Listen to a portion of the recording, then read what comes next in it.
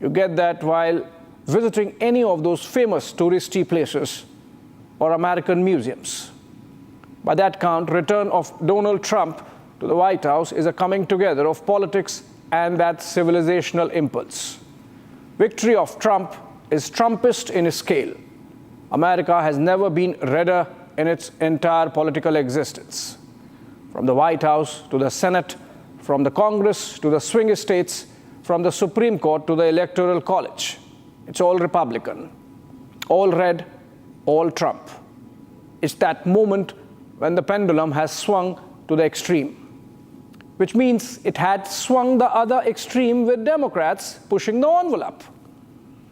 With imposition of gender choices on infants, with the tyranny of the pronouns, with gender-neutral toilets, with the defunding of police forces, with hypocrisy on climate change, with promotion of men in women's sports in the name of queer sensitivities, with campuses spawned to pro-Palestine protests, with so much else, the Democrats swung it to the extreme.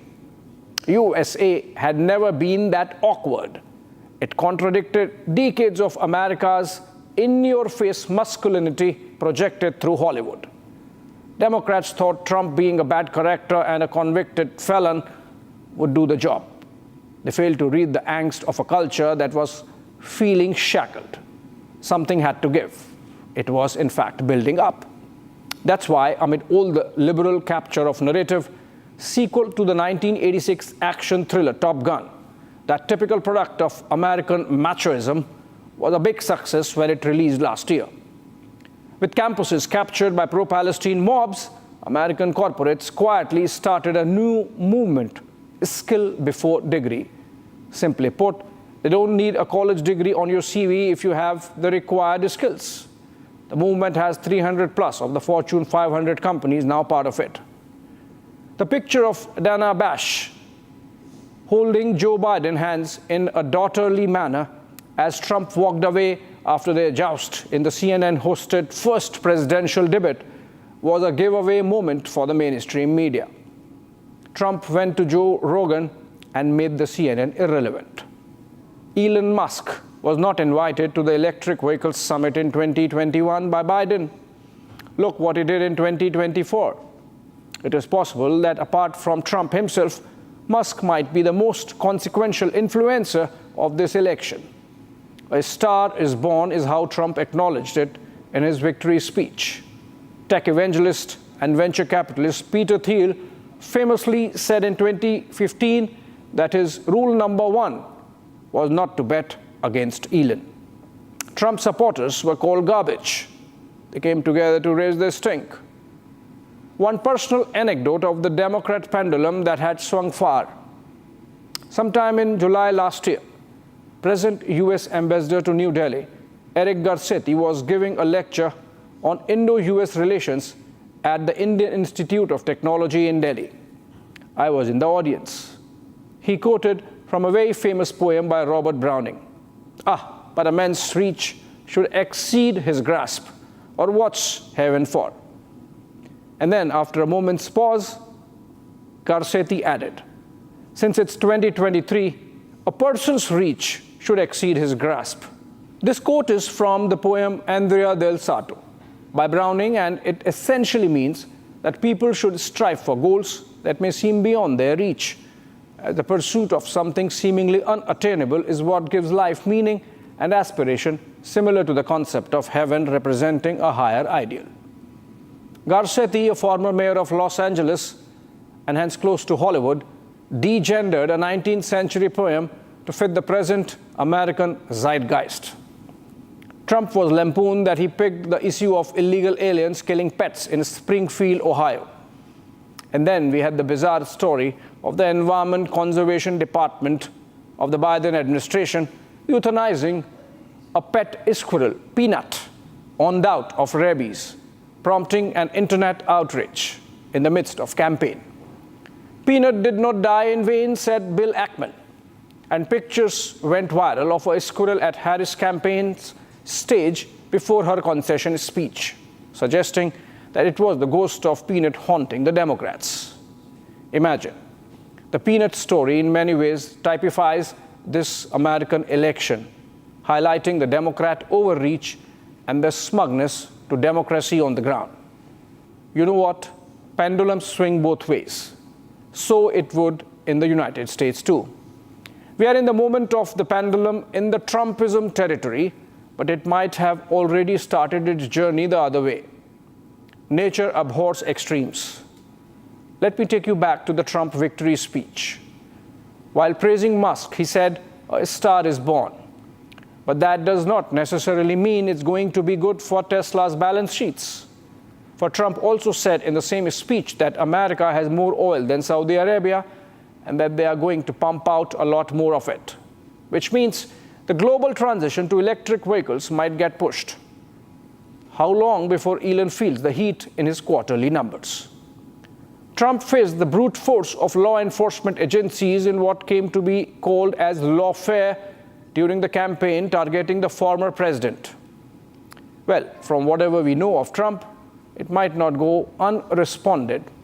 There are revenge lists already circulating on the platforms like The New Yorker and Politico of names of those in the Biden-Harris administration that could be targeted by the new Trump team for going after the president-elect last 4 years.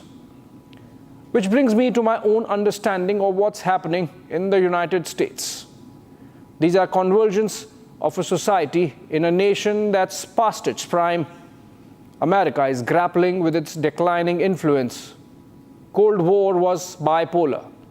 Post the Cold War, America enjoyed a good 2 decades of unipolar dominance. But the last 10 years have been of negotiating a world of increasing multipolarity. Russia cares 2 hoots. Europe seems disconnected in its own postmodern shell. China is snapping at its heels. The small military skirmishes with US allies like Philippines in the South China Sea are testing waters for a larger military takeover of Taiwan. The superpower response would be an interesting watch whenever it happens. We have seen how a medieval militia like the Houthis created a global trade choke point by controlling the Bab al-Mandab Strait between the Red Sea and the Gulf of Aden. What did the American might do? The opposite of masculinity cannot be effeminate. Obviously, a section of Americans was disturbed. A Trumpist America would withdraw from the chaos that it cannot control. Wars would see disinterest, and perhaps rightly so. It would build walls of tariffs, of immigration, even literal physical walls at its borders. There is both an opportunity and a threat for us in India as for the rest of the world. Brace for headwinds on exports of physical goods, tighter visa controls, pressure to buy more of US oil than Russian oil. There would also be some good, lesser interference in internal affairs. Bangladesh would be set right. Trump might be more appreciative of India's national security concerns. Remember, the Biden administration revived maintenance contract for the F-16 fleet with the Pakistani Air Force that was dwindling, thus giving a new lease of life to the PAF. Expect Trump to not oblige the Pakis for a bargain, of course. Ultimately, the world would negotiate this churn in American society and move on, like it always does. We should too, to our next story.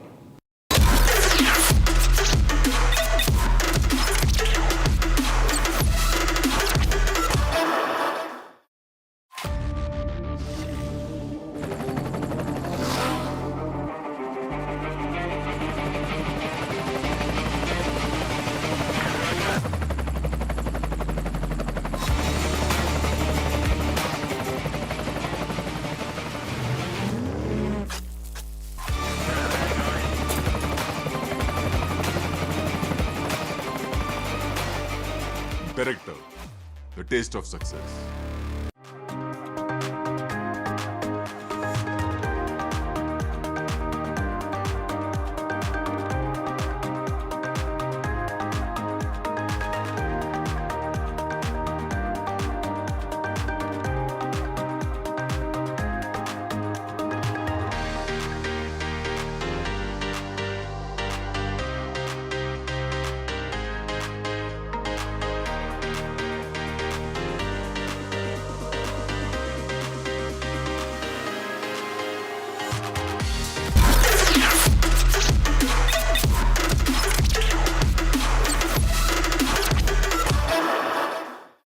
Moving to the second one, Rahul Gandhi, India's leader of opposition and the Congress party's sailor-in-chief when it comes to negotiating ideological wins, came out with an op-ed in the Indian Express on November 6, attempting to communicate his position and politics on business and its interactions with society and the government. The piece itself was not a comprehensive one, but gives a glimpse of his thinking on the subject of capital and capitalism. Let me summarize the op-ed before I analyze it for you. Rahul Gandhi seeks to present a picture of India's business and industry as a limited monopoly that is throttling larger entrepreneurial spirit of the nation with the backing of the state. Like the East India Company was used as a tool to exploit India by the colonial British government, the new monopolists are amassing wealth and power to the disadvantage of a great mass of citizenry, in the process making India an unequal and unfair place. In this unequal enterprise, the present state backs them with tools like the ED, CBI, and income tax to browbeat competition in favor of these monopolies. Rahul goes on to say that against these match-fixed monopolies are smaller, agile, new-age companies, of which he names about 24. They are new and old, brick and mortar, click and mouse, and even app and AI. No pattern per se. He then connects this classification with his politics of standing with the poor and the weak, giving example of Manrega and farm loan waivers. Essentially, by some strange logic, there are government-favored Brahmin companies, and then there is the Dalit business world, to which he promises a new deal. So what's his new deal? Rahul wants banks to look beyond these monopolies and to lend to the fair practice businesses. He believes that jobs, innovation, and fair play are being overshadowed by monopolies, oligarchies, and intimidation by the state. Since Manrega is mentioned as also right to food, the prescription seems to be the rights-based phone banking governance which characterized UPA 1 and 2 years. The New Deal is more like old wine, only in the Indian Express op-ed page. First up, Gandhi's writers shot him in the foot by calling the Maharajas of yore as a compromised lot, effectively alleging that they sold the country under duress or for bribes to the East India Company. The political storm saw erstwhile royal scions from Diya Kumari of Jaipur to Yaduvir Varyar of Mysuru, from Jyotiraditya Scindia of Gwalior to Gayatri Raje Puar of Devas in MP, hit back at Rahul for his ignorance of the complex history of our freedom struggle. But I'll come to that in a bit. Rahul Gandhi has been on a harangue of sorts the past couple of years, targeting key business groups of the country, particularly the Ahmedabad-based Adani Group. Rahul's politics has been to show the group's rise as connected with the state patronage under the Modi government in New Delhi. That the Modi government has created an oligarchy to the detriment of more democratic business growth. If chikanry were a currency, Rahul Gandhi would have been a rich man. Not that he already is not. Every time he attacks the group, pictures pop up of Congress leaders from Ashok Gehlot then to Revant Reddy now with the promoters of the same Adani group. But then Rahul's attacks are a proxy for a larger shift Congress has taken towards Marxism under him and his mother, Sonia Gandhi. Pandit Jawaharlal Nehru was a Fabian socialist, enamored of the rapid strides made by Soviet Russia. That is the reason why under Nehru's watch, India's top institutions from the civil services to the planning commission, from university campuses to judiciary and the media, were all infused with various shades of leftist hue. All this created the industrialization mess with his commanding heights of state control, smothering a spirit of enterprise in its infancy. He famously told J.R.D. Tata after nationalizing the Air India in 1953 that profit was a dirty word.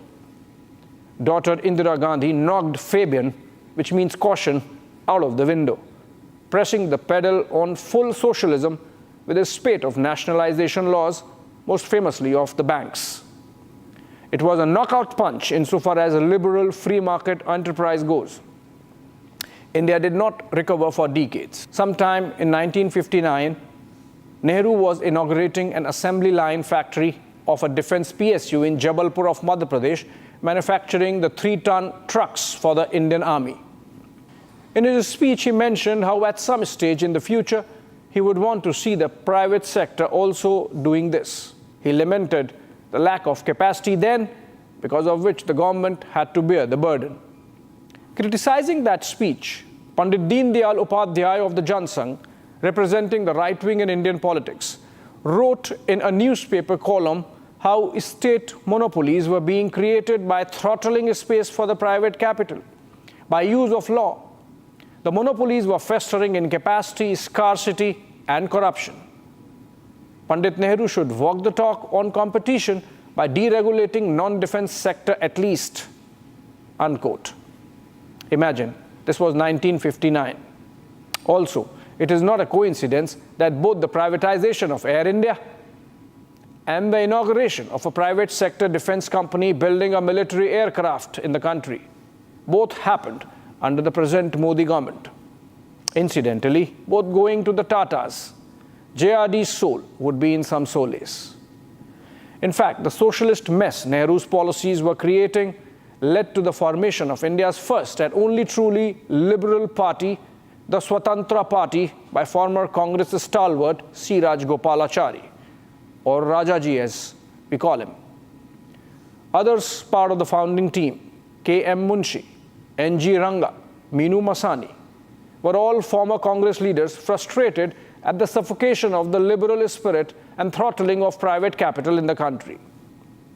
How successful Swatantra became in challenging Nehru and Indira's economic policies can be gauged from the fact that it became the principal opposition party, cornering 44 Lok Sabha seats in the 1969 general elections. But that triggered the go for broke pivoting to economic povertarianism of Indira's Garibi Hatao years. As if Garibi was a cow that could be just shooed away. The nationalization measures were crippling for the economy, but worked to great effect for Indira's politics. The appeal of Garibi Hatao consolidated her hands against the syndicate, the group of leaders led by Morarji Desai, who were revolting against her leadership. Desai was in fact sacked as finance minister by Indira the evening before she brought the law of nationalization of banks. Another step by Indira, abolishing the privy purse of the royals, turned princes to paupers. This was the same period that peak income tax rate was raised to 97% and a wealth tax of 3.5% was introduced. The talented scooted to foreign shores. Industries shut. Businessmen opened Swiss bank accounts to preserve their wealth. Nationalization of more industries followed. Coal to metals, mining, insurance, to even hospitality. With both pillars of support, princes and big business gone, Swatantra Party dwindled into oblivion. Those were intelligent and intellectually agile statesmen. The likes of Ranga and Munshi had warned Nehru on the perils of leaning on the USSR against China. They were proved right when Khrushchev looked the other way, as China smothered India in the Himalayas in 1962. The Swatantra leaders anticipated a two-front war situation with China and Pakistan decades ago and advised Nehru and later Indira of jettisoning the non-aligned movement and mending fences with the West. They espoused a classical liberal agenda of free market, individualism, and a democratic polity. Meenu Masani's speech opposing the bank nationalization move of Indira Gandhi is instructive of the foresight of those leaders. And I quote, "At home, both the depositors and the borrowers who today enjoy freedom of choice between various banks will now face one soulless monopoly. Experience has shown that whatever is nationalized has three evils. One, that it is subject to bureaucratic red tape and inefficiency. Second, that it is subject to political influence, graft, and corruption. And third, that inevitably almost all state enterprises make a loss." Unquote. Rahul, in his New Deal article, talks about monopoly and corruption, both a legacy of his mother and grandfather. Some on social media highlighted that Rahul's op-ed was plagiarized from British statesman Edmund Burke's treatise on India, which panned the then British colonial state to exploit us through the tool of the East India Company. Irrespective of whether Rahul's writers plagiarized the content or just the idea, apart from showing that subconsciously, Congress still defers to the English mind when searching for thoughts on policy, the op-ed gives an ample hint on the worldview of Rahul Gandhi on wealth creators and their interaction with society. Rahul Gandhi might have been very young when his father, Rajiv Gandhi's government, declared a big industrialist a persona non grata, slapping deportation notice, just because he happened to be in a mongoose fight with another industrialist who was in favor of the Congress party. I'm talking about the Nusli Wadia versus Dhirubhai Ambani battle, which had its own share of swings and intrigue. But then that's for later. The hard left turn of Rahul has left many congressmen also confused. Take the case of Sandeep Singh, a close aide to both Rahul and Priyanka Vadra, who helps them in their speeches. While at the JNU, Singh was a member of the All India Students Association, ISA, the student wing of the Communist Party of India Marxist-Leninist or CPI-ML. He was caught on camera waving black flags protesting the visit of Prime Minister Manmohan Singh to the campus in November of 2005. Or look at the frequency with which Rahul leans on left-leaning Delhi University Professor Apurvanand for advice, despite the fact that he is known to be critical of Sonia Gandhi for not doing enough on the 2002 Gujarat riots. The wealth redistribution that Rahul Gandhi has been talking up the last few years is classic Marxism, and you know from where it is coming. Post-independence, there was a happy cohabitation between the Congress and the Communists, the Congress occupying direct power and the left by proxy through institutions. Imagine the irony. Through much of the Nehru-Indira years, the economic planning was in the hands of godless communist economists churned out of campuses like the JNU and the Delhi School of Economics. Having failed miserably in their job and having turned India into a development mess, guess what? They put the blame on the majority religion of India, Hinduism, calling the product of their failures the Hindu rate of growth. Rajiv Gandhi's speech in 1985 from the Mumbai AICC annual session that also marked 100 years of the Congress spoke eloquently of how a corrupt ecosystem around Congress leaders had detached the grand old party from the realities on the ground.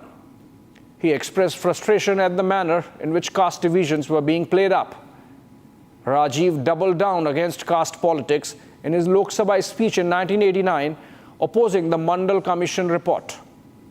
That was also his longest parliamentary speech. Rajiv Gandhi was Rahul's father. Despite being disinterested in politics, Rajiv was an early computers enthusiast, a pilot who traveled the world and had the restlessness to bring some of it home. Despite being starry-eyed about Soviets, Nehru did not bite into Stalin's violent left. Despite tilting more socialist, Indira kept the window ajar for calling Savarkar a patriot.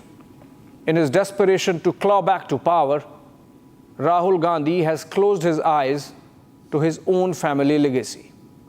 On the left and business, of course, Rahul has just taken off the facade. And, oh, by the way, the left turn is only for politics. In personal life, he invests wisely.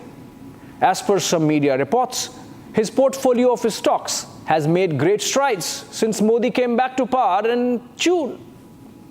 It's okay if he gets some of it right, so long as you are getting me right. Thanks for watching.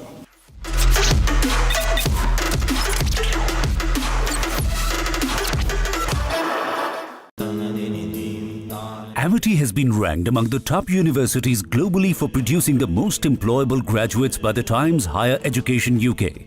Yet another testimony to Amity's excellent placement record.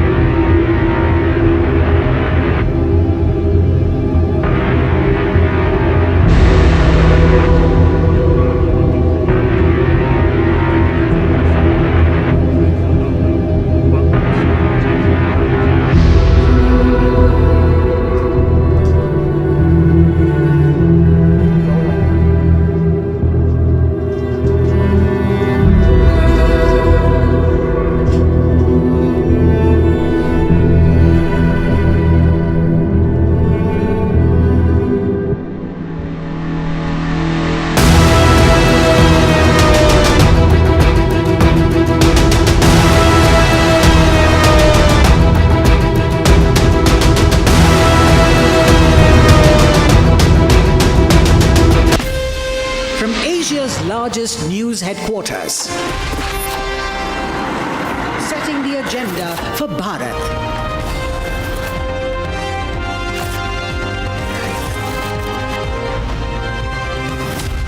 You're watching Republic.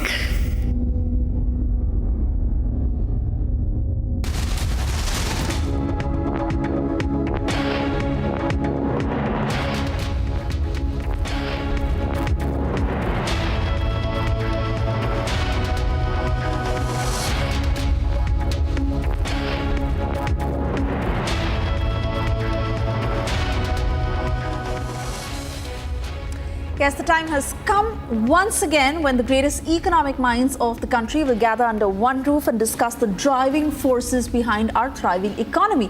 Republic Media Network presents the 4th edition of the India Economic Summit, Viksit Bharat Bullseye, a platform where topmost ministers, visionary policy makers, renowned economists and influential industry leaders and entrepreneurs who will drive the chart of India's future. Tune in on Thursday, 12th of November for all the live action. Congress ने आदिवासी बेटी को राष्ट्रपति चुनाव में हराने के लिए पूरा दम लगा दिया।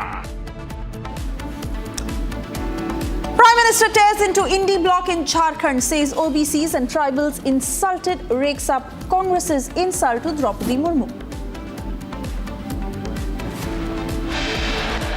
कठोर से कठोर कानून जिसके कारण धर्मांतरण शून्य हो जाए, इस प्रकार का कानून लेकर BJP releases Sankalp Patra in Maharashtra. Amit Shah promises anti-conversion law after BJP comes to power in the state. मैं आज इस मंच से उद्धव ठाकरे जी को पूछना चाहता हूं, क्या कांग्रेस का कोई नेता सम्माननीय बाला साहब ठाकरे के सम्मान में 2 वाक्य अच्छे बोल सकता है क्या? Amit Shah takes a jibe at Uddhav Thackeray, says Uddhav Sena siding with those who insulted Bala Sahib. याद करिए, उत्तर प्रदेश का कोई ऐसा अपराधी नहीं, कोई ऐसा माफिया नहीं जो समाजवादी पार्टी का शागिर्द न हो। UP Chief Minister Yogi Adityanath brands SP as a factory of mafias, calls Akhilesh the CEO of the mafia factory. Massive anti-terror operations launched in Jammu and Kashmir, 4 jawans injured in an ambush in Kishtwar. Ukraine launches biggest attack on Moscow, launches dozens of drones. Russian air defenses shoot down over 70 drones.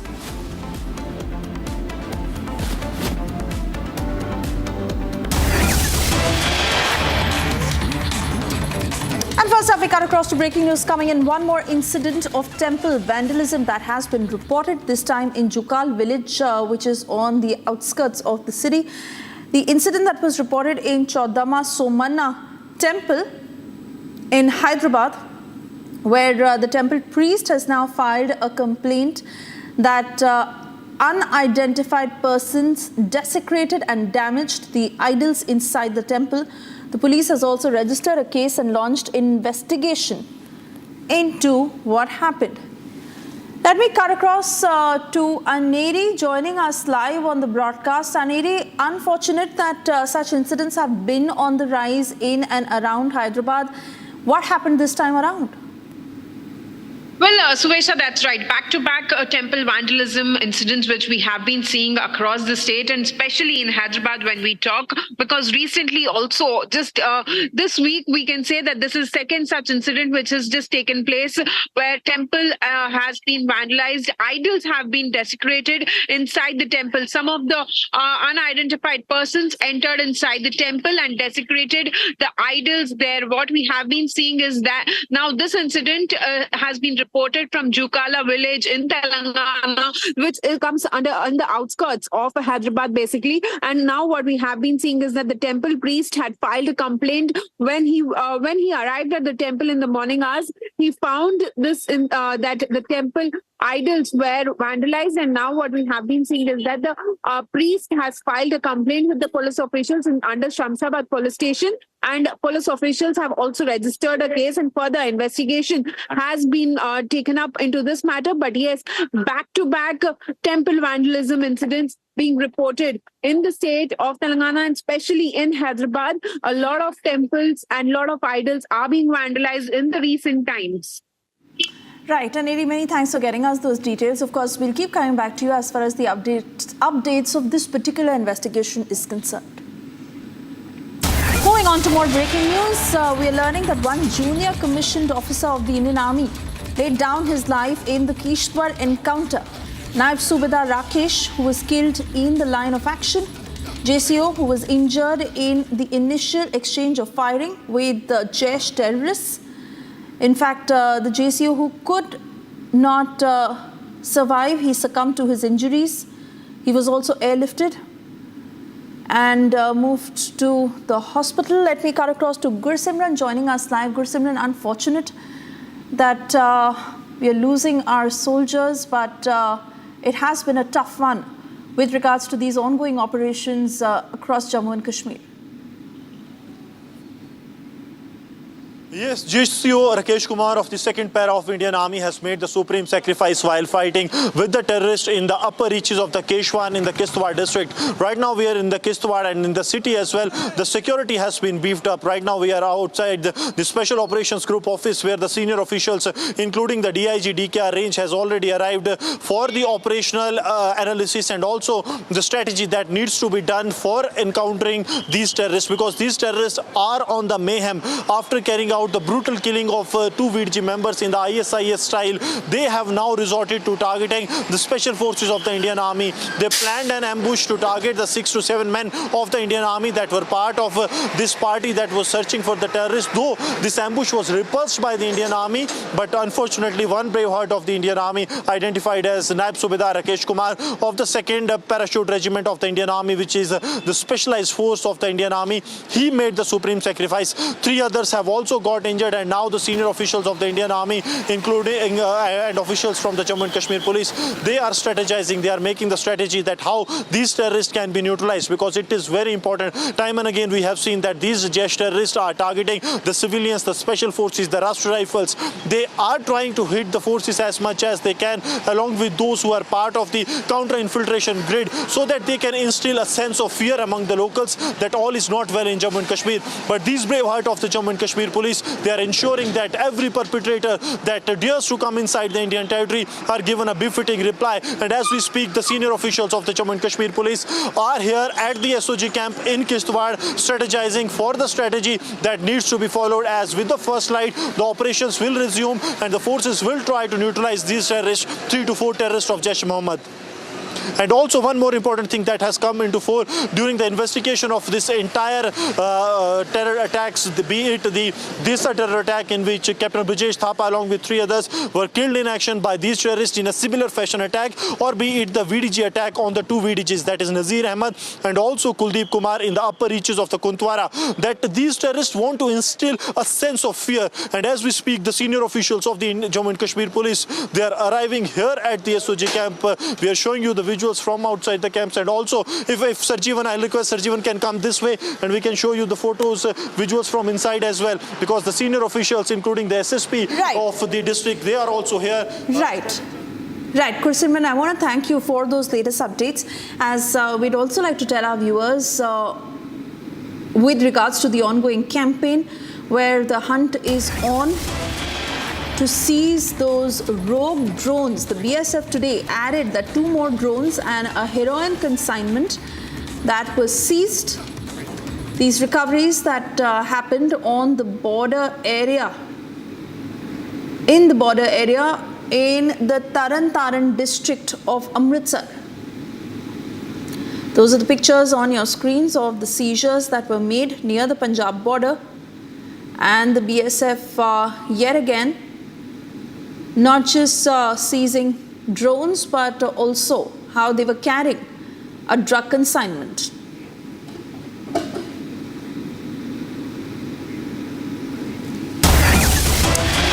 We now shift our focus to the Baba Siddique murder probe that is underway. We are learning that shooter Shiv Kumar was arrested today. This happened in Nanpara in Bahraich in a joint operation that was conducted by the STF Uttar Pradesh and the Mumbai Crime Branch. The accused, Shiv Kumar, who was attempting to flee to Nepal.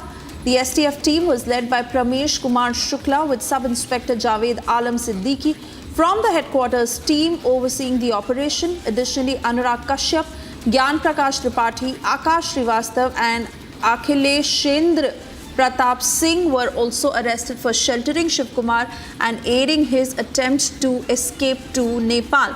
Let me straight away cut across to Sandeep to take us through the details of how this arrest happened. Over to you, Sandeep.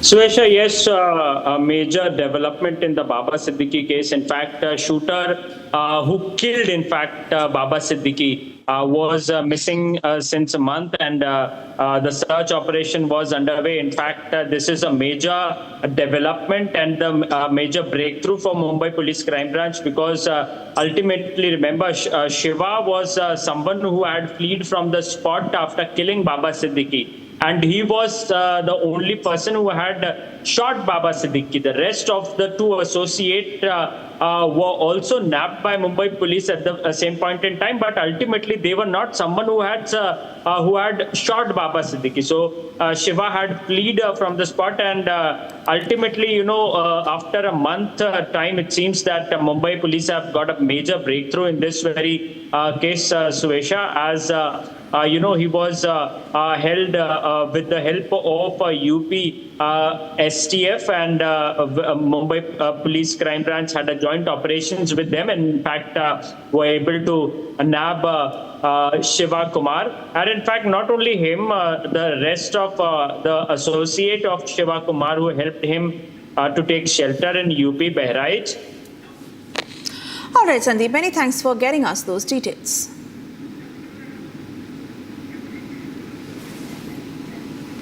Yes, ahead of the Maharashtra polls, the manifestos that have been released, in fact, Union Home Minister Amit Shah, who unveiled the Sankalp Patra on behalf of the Mahayuti, and this for the upcoming polls, making 25 poll pledges that the ruling coalition said would set the roadmap for the state's development in the years to come. Getting you all the details in this report.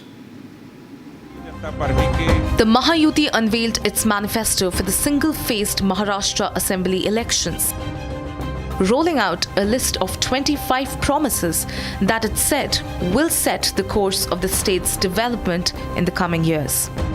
Unveiling the Sankalp Patra of the ruling coalition, Union Home Minister Amit Shah invoked Chhatrapati Shivaji Maharaj, saying that the poll promises are in tune with the people's aspirations in Maharashtra. अभी जिस संकल्प पत्र का विमोचन हुआ, वो संकल्प पत्र ये महाराष्ट्र की महान भूमिका सारी जनता के आकांक्षाओं का प्रतिबिंब है। महाराष्ट्र एक प्रकार से कई युगों से हर क्षेत्र में देश का नेतृत्व कर रहा है। Topping the list of poll promises was raising the monthly old age pension to rupees 2,100 and the amount under the state's flagship Ladli Behan scheme from rupees 1,500 to rupees 2,100. In another major poll commitment, the Mahayuti said that it would channel waters from the western rivers to address the perennial woes of the drought-prone Marathwada and Vidarbha regions. Wainganga Nalganga interlink परियोजना, घोसी खुर्द परियोजना जो लगभग 63 TMC पानी को मोड़कर विदर्भ में नागपुर, वर्धा, अमरावती, यवतमाल, अकोला और बुलढाणा जिले के 3,71,000 हेक्टेयर भूमि को सिंचित करने का काम करेगी। इससे विदर्भ की प्यासी धरती को बहुत बड़ा फायदा होने वाला है और ये 85,000 करोड़ की योजना अगले 10 साल में हम इसको पूरी करेंगे।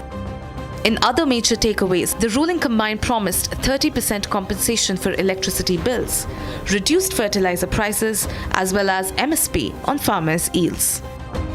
किसानों की आय बढ़ाने के लिए ढेर सारे उपाय भी हम लेकर आए हैं, जिसमें उर्वरकों पर SGST में से छूट और जो SGST है वो सब्सिडी के रूप में वापस दिया जाएगा।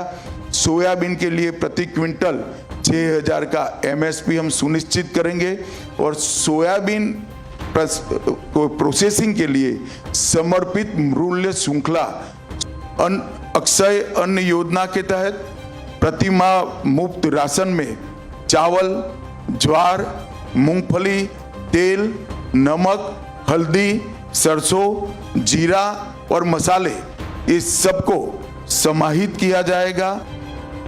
While promising to come out with a vision document for Maharashtra in the first 100 days after coming to power, the Mahayuti also underlined its commitment to raise the wages of the Anganwadi and Asha workers.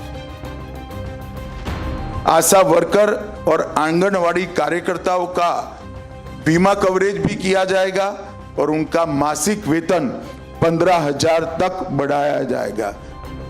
Speaking at the unveiling of the Sankalp Patra, Deputy Chief Minister Devendra Fadnavis said that the Mahayuti would also pursue its objective of making Maharashtra a $1 trillion economy in the next 5 years, if voted back.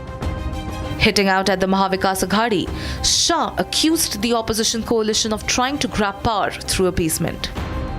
मैं निश्चित रूप से कहना चाहता हूं कि अघाड़ी की सारी योजनाएं सत्ता के लालच में तुष्टीकरण की है, विचारधाराओं का अपमान करने वाली है और महाराष्ट्र की संस्कृति से छल कर केवल सत्ता प्राप्ति के लिए आगे बढ़ने वाली। Also coming down heavily on Shiv Sena UBT Supremo Uddhav Thackeray, Shah accused him of drifting from Bal Thackeray's ideals while aligning himself with leaders who abused Veer Sarvakar and spurned the invitation to the Pran Pratishtha of Lord Ram in Ayodhya. मैं आज इस मंच से उद्धव ठाकरे जी को पूछना चाहता हूं, क्या वो कांग्रेस के नेता राहुल गांधी को इतनी विनती कर सकते हैं कि वीर सावरकर के लिए 2 अच्छे शब्द बोल दे? क्या कांग्रेस का कोई नेता सम्माननीय बाला साहब ठाकरे के सम्मान में 2 वाक्य अच्छे बोल सकता है क्या? ये अंतर विरोध के बीच में अघाड़ी की सरकार बनाने का स्वप्न लेकर जो लोग निकले हैं, उनको महाराष्ट्र की जनता जान ले, ये बहुत जरूरी है। The Aghadi, meanwhile, also came out with its manifesto, promising to implement 5 broad guarantees if it comes to power. As the Mahayuti rolls out its manifesto, the big question is, will it help paper over the differences within and find favor with the people?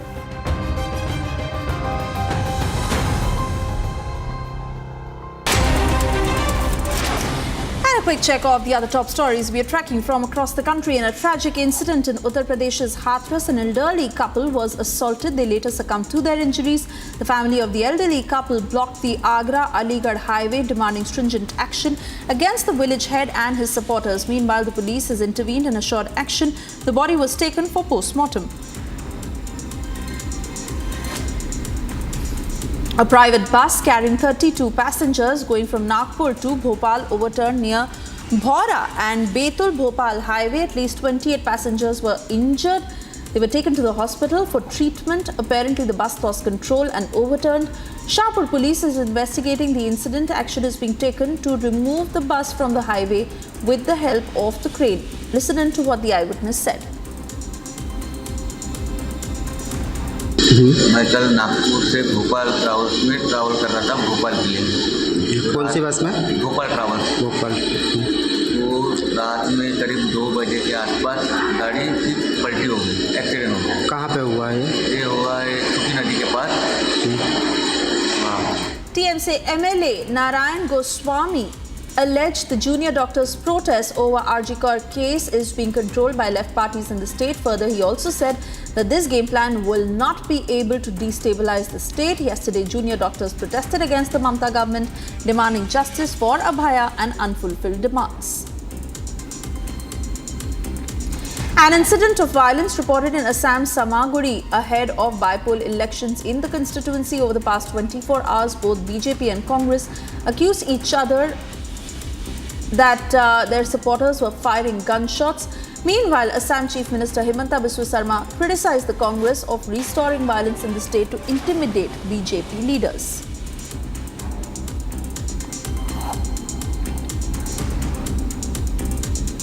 In a chilling incident, a Bengaluru woman narrowly escaped a dangerous situation after she boarded a fake cab outside Bengaluru airport.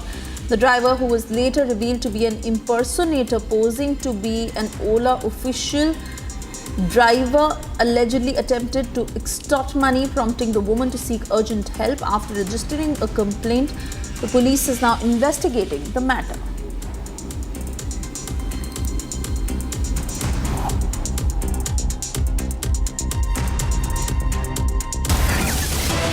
Alright, just a short while ago we told you how in the Baba Siddique murder case, shooter Shiv Kumar has been arrested today. Now we'll also put out the picture that Republic has been able to access. Shiv Kumar, who was arrested from Bahraich. This was a joint operation that was conducted by the STF, Uttar Pradesh and Mumbai Crime Branch. And that is the still of Shiv Kumar that Republic has been able to access.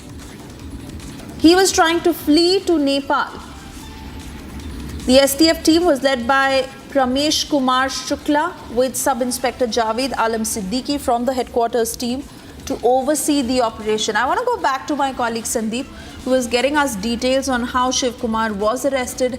The video on our screens of that man, Shiv Kumar, who is now in police custody. Tell us what his role was in coordinating Baba Siddique's shooting, and of course he was the shooter.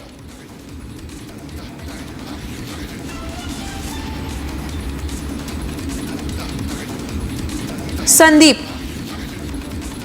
Suresha, yes, a major breakthrough to Mumbai Police Crime Branch and in fact to UP STF, who had in fact led a joint operation in Uttar Pradesh, and in fact this is the main shooter whose videos that we are in fact playing on our screen. He is Shiva Kumar, and in fact he is the person who had in fact killed Baba Siddique. Remember, there were 3 shooters at the spot, and in fact the rest of the 2 shooter were 2 people who were already arrested by the Mumbai Police Crime Branch were not someone who had shot Baba Siddique. In fact, it was Shiva Kumar's bullet that hit Baba Siddique, and he was the main shooter who was on the large. But ultimately, after around a month time has passed now, Mumbai Police in a joint operation with the Uttar Pradesh STF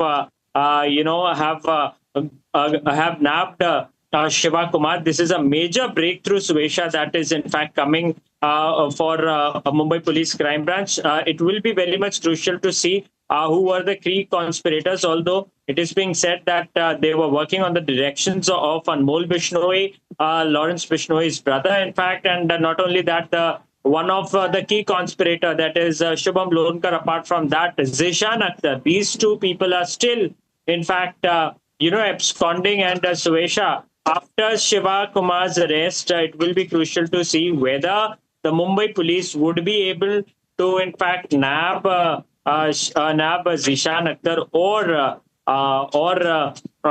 Shubham Lonkar. Oh yes, absolutely, Sandeep. We continue to keep a close eye. We'll keep coming back to you for further updates. For the moment, thank you for joining us.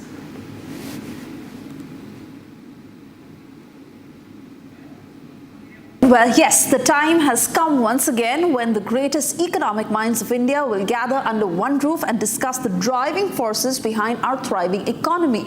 Republic Media Network presents the 4th edition of the India Economic Summit, Viksit Bharat Bullseye, a platform where topmost ministers, visionary policy makers, renowned economists and influential industry leaders and entrepreneurs will chart India's economic future. Tune in on Tuesday, that is the 12th of November, all day, as it will be live action. The someone who I have had the pleasure of knowing for almost, if I may say so, over a decade and a half professionally in various roles. And I have seen the way in which Nirmala Sitharaman has come out as a shining star in our political life. She would be feisty and have the greatest amount of personal research on any subject, which is true even today, and she had every fact on her fingertips.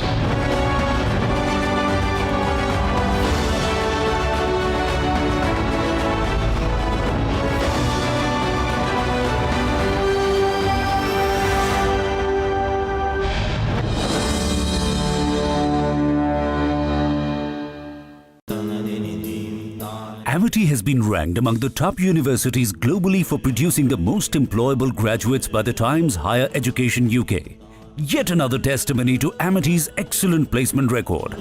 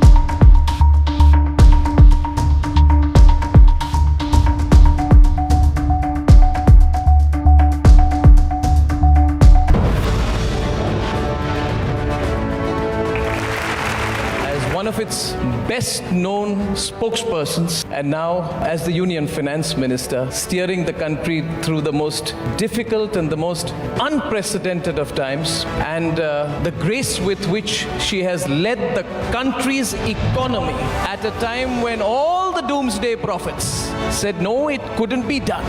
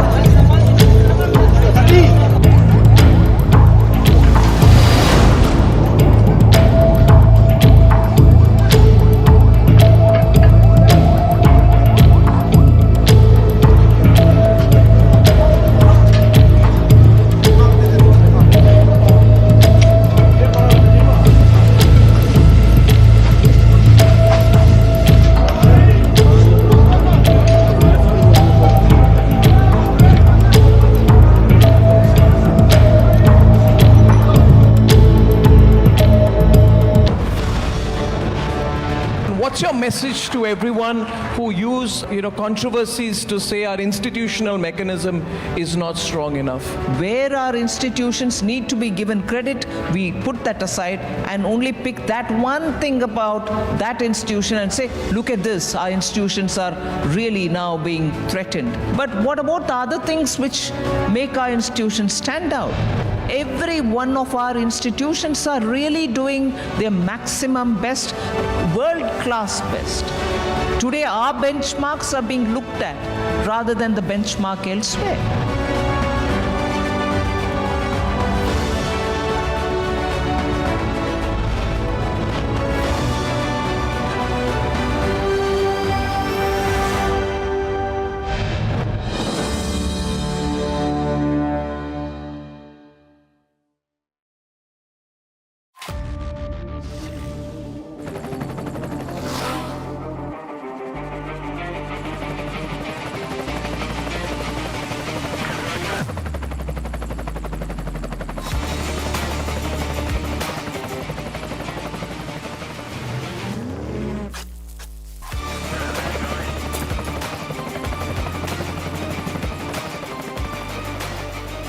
character, the taste of success.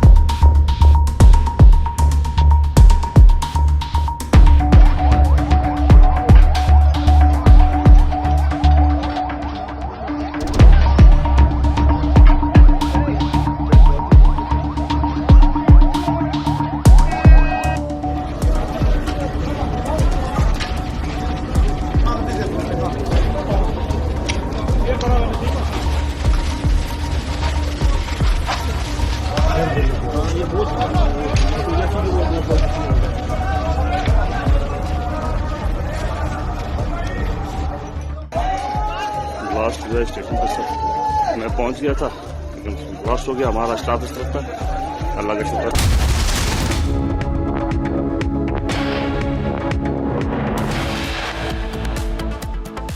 Congress ने आदिवासी बेटी को राष्ट्रपति चुनाव में हराने के लिए पूरा दम लगा दिया।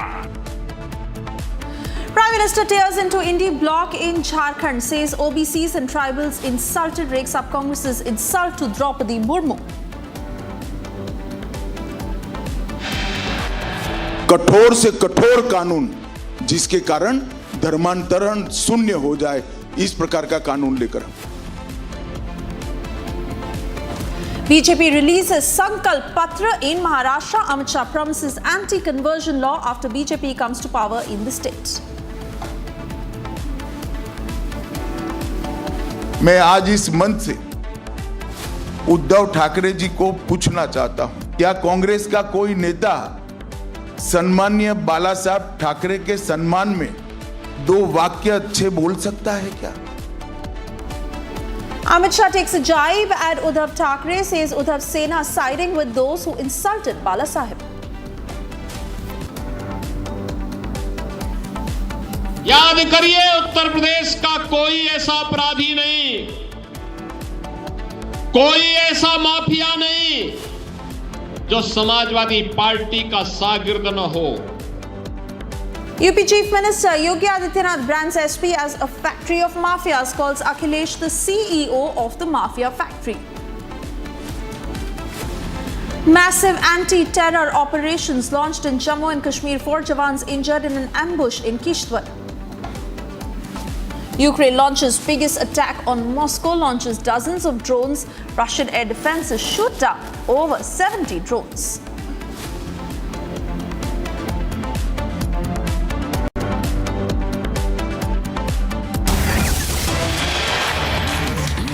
Alright, we are cutting across to breaking news coming in. A clash that broke out between Congress worker and the CRPF. This happened during Priyanka Gandhi's roadshow at Muppainad Kalapeta in the Wayanad district of Kerala.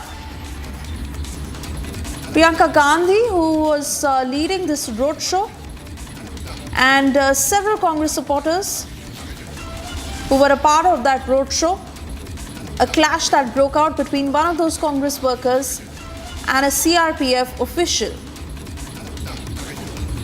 We'll also show you pictures of what had happened as I cut across to Ashwin joining us live from Thiruvananthapuram. Over to you, Ashwin, for what happened.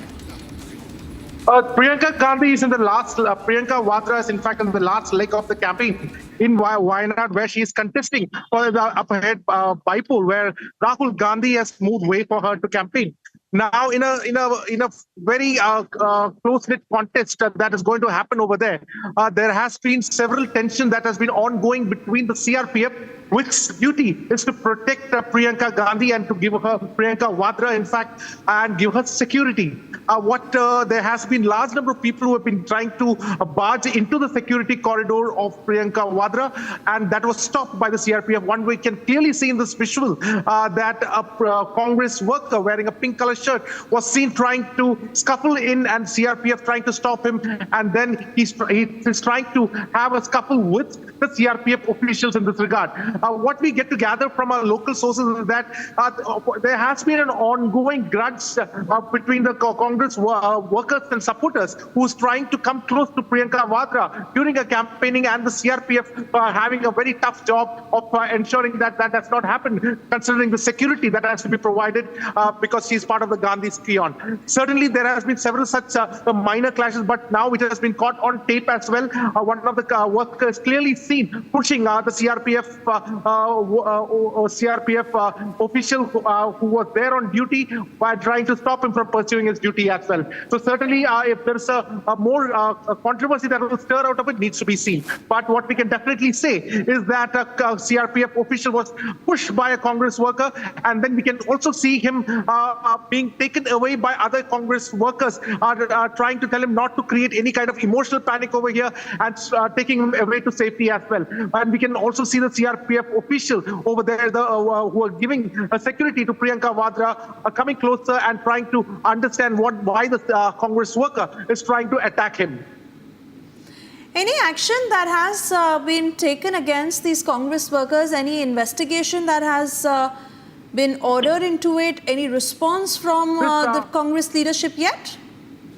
This incident happened just around 45 minutes ago is what we get to gather from our local sources, and what they are, the last leg of campaigning of Priyanka Gandhi is going on for the upcoming bipolar elections. So certainly whether there will be a case that will be registered by the CRPF official, whether he has any complaints, needs to be seen, but tension is high, as we can clearly see in the tape that the worker was trying to have a scuffle with the CRPF official who was doing his job of protecting Priyanka Vadra.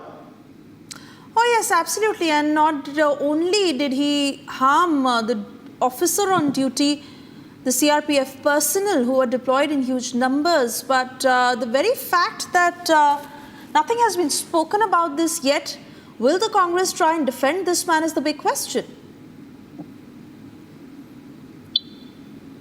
Absolutely. In fact, the Congress workers have not also spoken about it.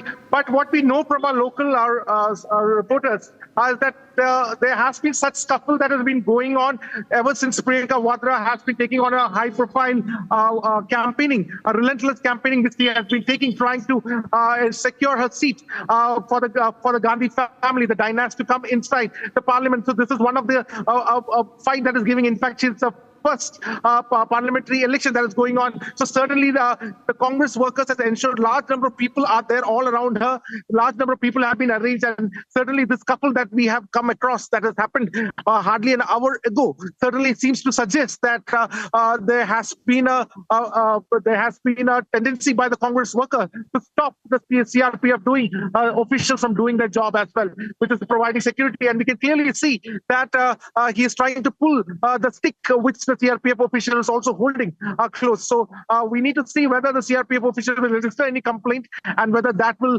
go further, whether there will be an investigation on this regard. Oh yes, absolutely. And Ashwin, we'll keep coming back to you for further updates on the same.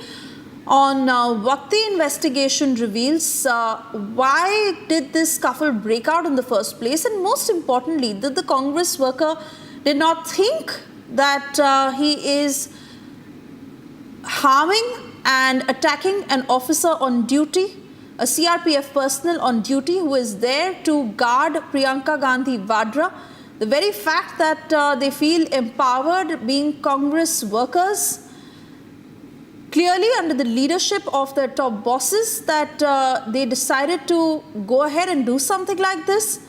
And how exactly is the top leadership going to react is something we are waiting to watch.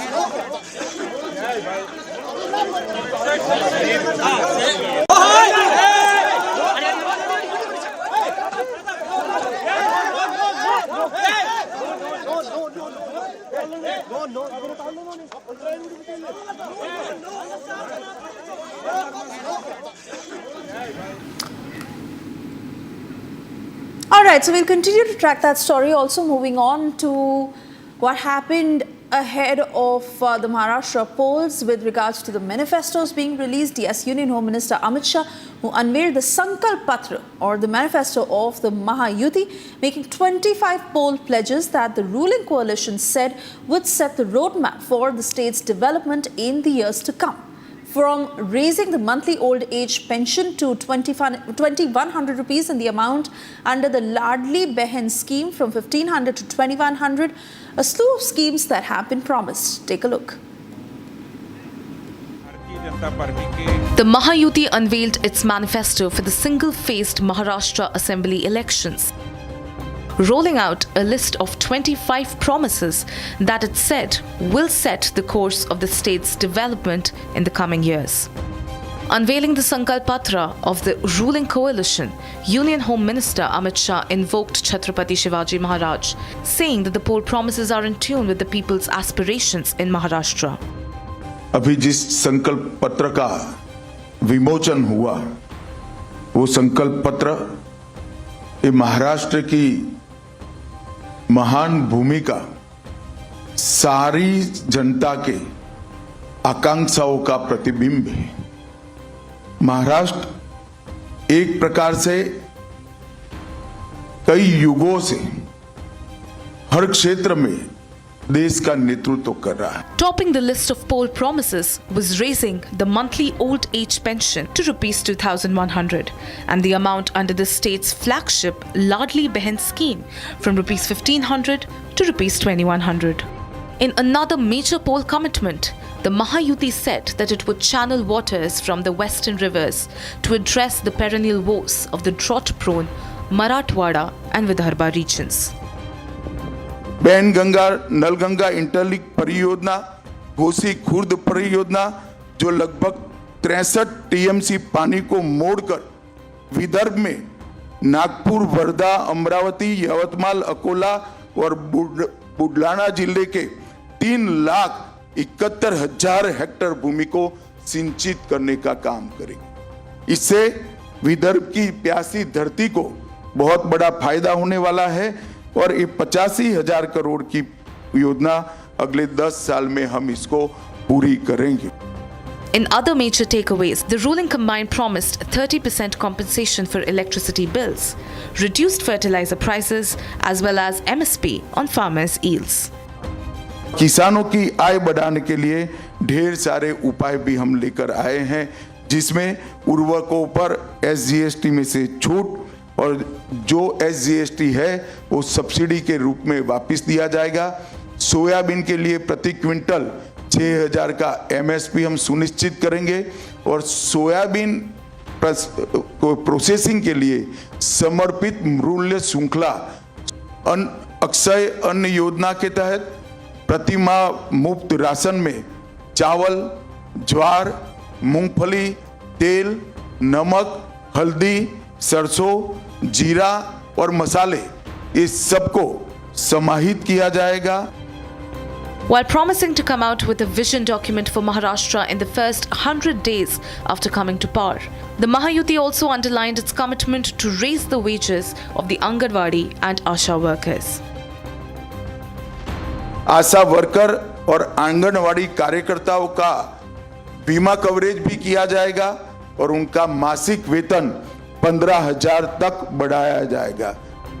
Speaking at the unveiling of the Sankalp Patra, Deputy Chief Minister Devendra Fadnavis said that the Mahayuti would also pursue its objective of making Maharashtra a $1 trillion economy in the next 5 years, if voted back. Hitting out at the Mahavikas Aghadi, Shah accused the opposition coalition of trying to grab power through appeasement. मैं निश्चित रूप से कहना चाहता हूं कि अघाड़ी की सारी योजनाएं सत्ता के लालच में तुष्टीकरण की है, विचारधाराओं का अपमान करने वाली है और महाराष्ट्र की संस्कृति से छल कर केवल सत्ता प्राप्ति के लिए आगे बढ़ने वाली। Also coming down heavily on Shiv Sena UBT Supremo Uddhav Thackeray, Shah accused him of drifting from Bal Thackeray's ideals while aligning himself with leaders who abused Veer Sarvakar and spurned the invitation to the Pran Pratishtha of Lord Ram in Ayodhya.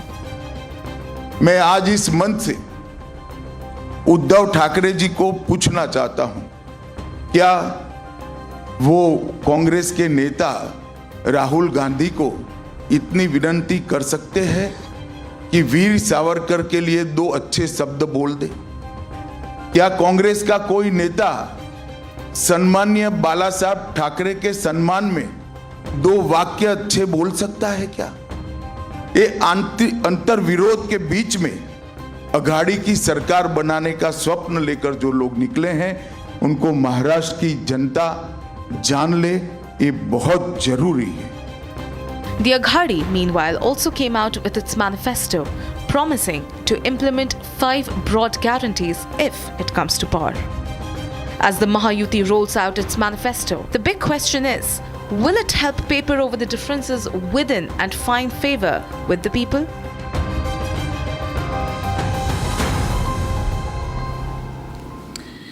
Well, a day after bringing a massive charge against the Congress-led MVA, claiming that it agreed to a quid pro quo offer from the All India Ulema Board ahead of the assembly polls, BJP underlined its intent to put its unity pledge into practice, unveiling the manifesto or the Sankalp Patra of the ruling Mahayuti ahead of the single-phase elections. Union Home Minister Amit Shah promised to bring in tough anti-conversion law in the state if elected. Getting you all the details in this report. At the unveiling of its manifesto for the upcoming Maharashtra Assembly polls, the BJP-led Mahayuti underlined its intent to put its plan to prevent a split in majority votes on parochial lines into action. A day after charging the Mahavikas Aghadi of cutting a quid pro quo deal with the All India Ulema Board, the BJP came out with a counter strategy to carry forward its "Batenge to Katenge" call. Speaking at the launch of the manifesto of the ruling Mahayuti, Union Minister Amit Shah said it will bring a tough anti-conversion law in the state if voted back. देश में कानून नहीं है, हर राज्यों ने बनाया है और एक कानून के मसौदे पर भारतीय जनता पार्टी अपनी एक आंतरिक कमेटी भी बनाएगी और महायुति की सरकार बनने के बाद सरकार भी एक कमेटी बनाकर सभी स्टेक होल्डर से चर्चा कर पर कठोर से कठोर कानून, जिसके कारण धर्मांतरण शून्य हो जाए, इस प्रकार का कानून लेकर हम आए। The BJP earlier claimed that the MVA bigwigs accepted 17 demands of the Ulema Board, including reservation for Muslims in lieu of votes and support of the minority community. How does your president of Maharashtra Congress tell the Jamaat-e-Ulema will consider it? A downright divisive communal demand of 10% reservation for Muslims. The Congress party is crossing all limits of constitutional propriety and political propriety to get votes to defeat BJP. Raising the alleged quid pro quo deal, Shah asked the people if they stand for Muslim reservation at the expense of deserving quota for the backward and marginalized section of the population. मैं महाराष्ट्र की जनता को पूछना चाहता हूं, क्या Congress party के ये मंसूबे के साथ आप सहमत हैं क्या? एसटी, एससी, ओबीसी, दलितों का, आदिवासियों का और पिछड़ों का आरक्षण लेकर मुस्लिमों को देने के पक्ष में महाराष्ट्र की जनता है क्या? Accusing the Waqf Board of laying claim to temples in Maharashtra and grabbing farmers' land elsewhere across the country, Shah said the Aghadi was stalling the bid to bring in sweeping changes to the Waqf Act. किसानों की भूमि, लोगों के घर, यहाँ तक कि मंदिर भी वक्फ की संपत्ति घोषित कर दिए गए और उस कानून को उचित बदलाव के लिए जब हम लेकर आए हैं तो उसका भी ये अघाड़ी के लोग विरोध कर रहे हैं। मैं महाराष्ट्र की जनता को ये कहना चाहता हूं कि वक्फ के कानून के बदलाव का विरोध का मतलब है कि आने वाले दिनों में यहां पर भी वक्फ बोर्ड आपकी संपत्तियों को इसी प्रकार से घोषित कर सकता है। There's just few days left for the voting and for the counting in the state of Maharashtra, as the assembly elections are already announced by the Election Commission of India.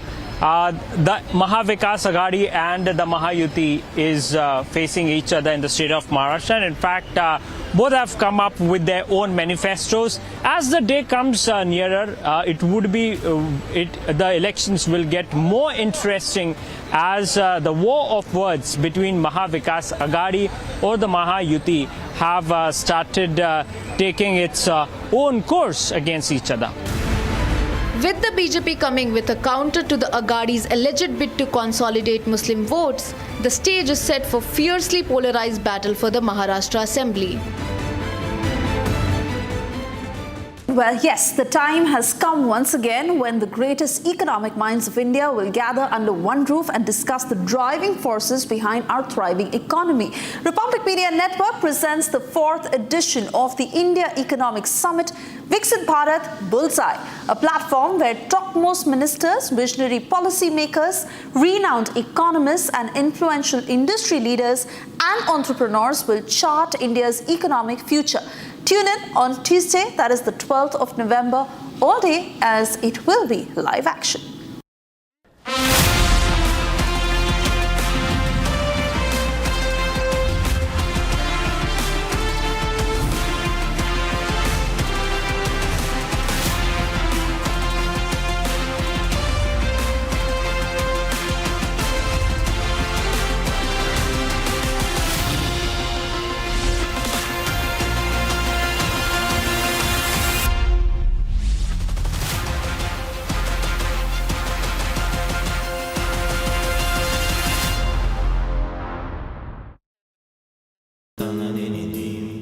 Amity has been ranked among the top universities globally for producing the most employable graduates by the Times Higher Education UK. Yet another testimony to Amity's excellent placement record.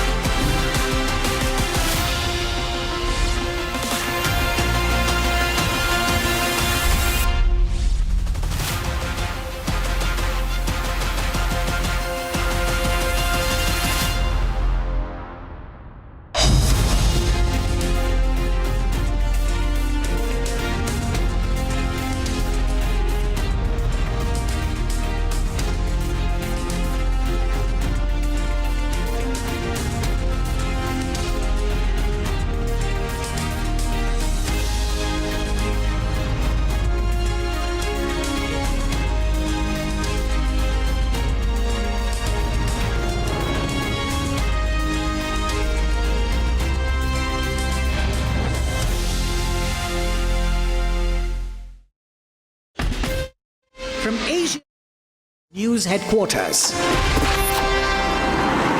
Setting the agenda for Bharat.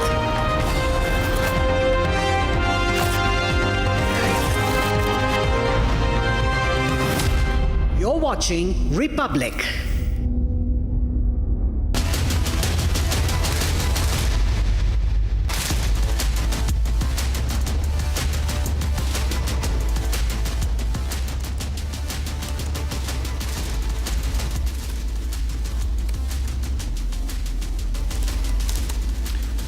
Hello and good evening, friends. The fact that you're watching News Sunday shows how seriously you take what's happening around you and in the country.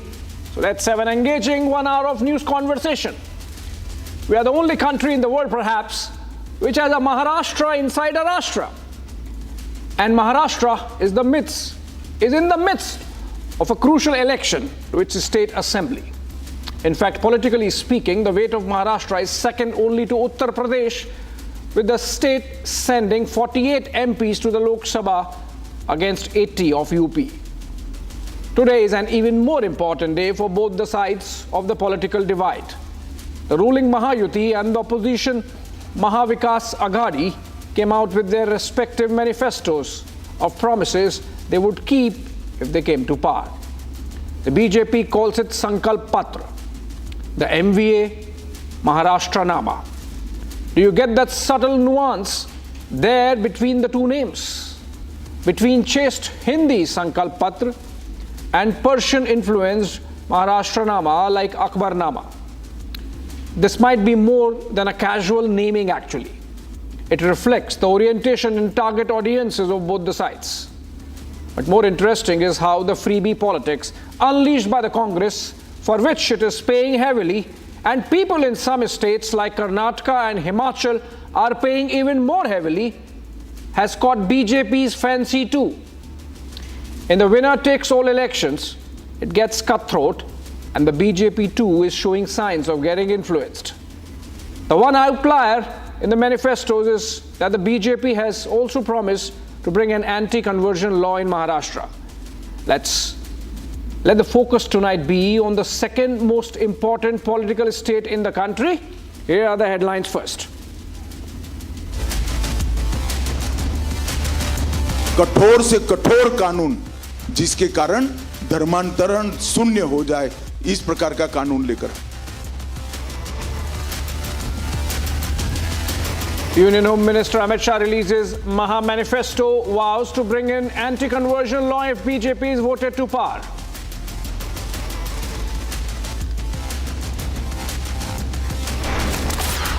Uttar Pradesh Chief Minister Yogi Adityanath tears into Samajwadi Party branded factory of mafia, calls Akhilesh the CEO of the factory.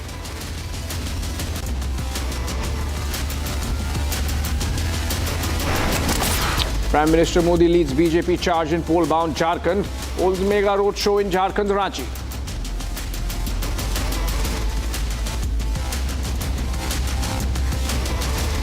During Priyanka Gandhi's roadshow in Wayanad, Congress workers clash with CRPF jawans.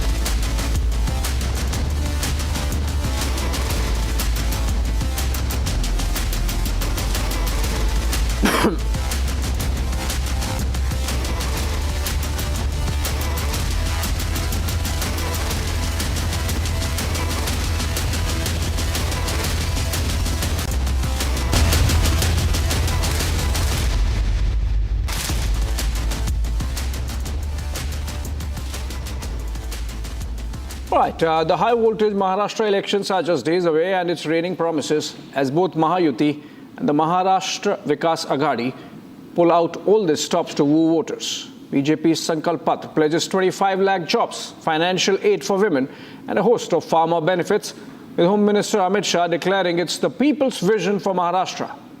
Not to be outdone, Congress and the MVA hit back with their Maharashtra Nama, promising caste census, Rs 4,000 for job seekers, and cash support for young women.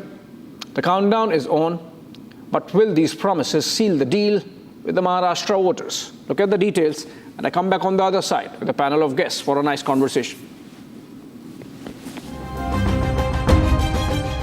With Maharashtra elections just over a week away, it is raining freebies in Maharashtra as Mahayuti and Mahavikas Aghadi launched their manifestos.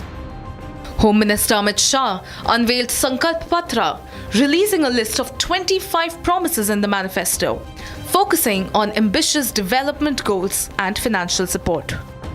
और ये महाराष्ट्र की पूरी जनता के आकांक्षाओं का प्रतिबिंब आज हमारे इस संकल्प पत्र के अंदर दिखाई पड़ता है।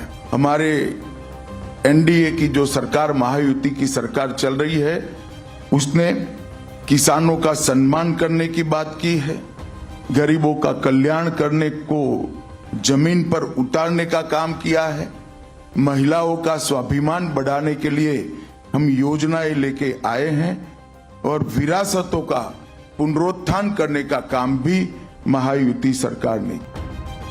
During the launch, Home Minister Shah said that the manifesto promises to reflect people's aspirations for Maharashtra. BJP's Sankalp Patra promised a comprehensive plan for development and growth, keeping women, farmers and youth at the center, with strong emphasis on rural development, employment generation and financial assistance. Key promises include generation of employment for 25 lakh people. Initiatives include women empowerment via the ongoing Ladli Behna Yojana by providing Rs 2100 monthly allowance and empowering 50 lakh women as Lakpati Didi. While manifesto also focuses on farmers, outlining a series of welfare programs for the state. Meanwhile, Congress President Mallikarjun Kharge released Maha Aghadi manifesto, listing 5 pillars of progress and development for the state. हमने 3 लाख तक के कृषि ऋण माफ करे। हम नौकरी चाहने वाला युवाओं को 4000 रुपए का मंथली स्टाइपेंड दे रहे हैं ताकि वो नौकरी के तलाश में रहकर बहुत अपना समय गुजारता है और उसको पैसे नहीं रहते, जहाँ नौकरियां आते हैं, एम्प्लॉयमेंट की नोटिफिकेशन होते हैं, पहुंच नहीं सकते, उसीलिए उसको अपने 4000 रुपए मंथली स्टाइपेंड देंगे। स्किल डेवलपमेंट में भी अगर उनको कहीं रखना है रख देंगे। ये काम हम दे रहे हैं। From caste-based census to empowering women, MVA outlined a series of welfare schemes in its manifesto. In view of Mahayuti's focus on women voters of the state, MVA plans to provide Rs 1 lakh to girls reaching age of 18, Rs 3,000 allowance to women under Mahalakshmi Yojana. To woo young voters, MVA promises recruitment for 2.5 lakh job vacancies and Rs 4,000 monthly stipend to all young job seekers. With Mahayuti and Maha Aghadi releasing manifestos, it will be interesting to see which party manages to grab the votes of people in the single-phased elections in Maharashtra.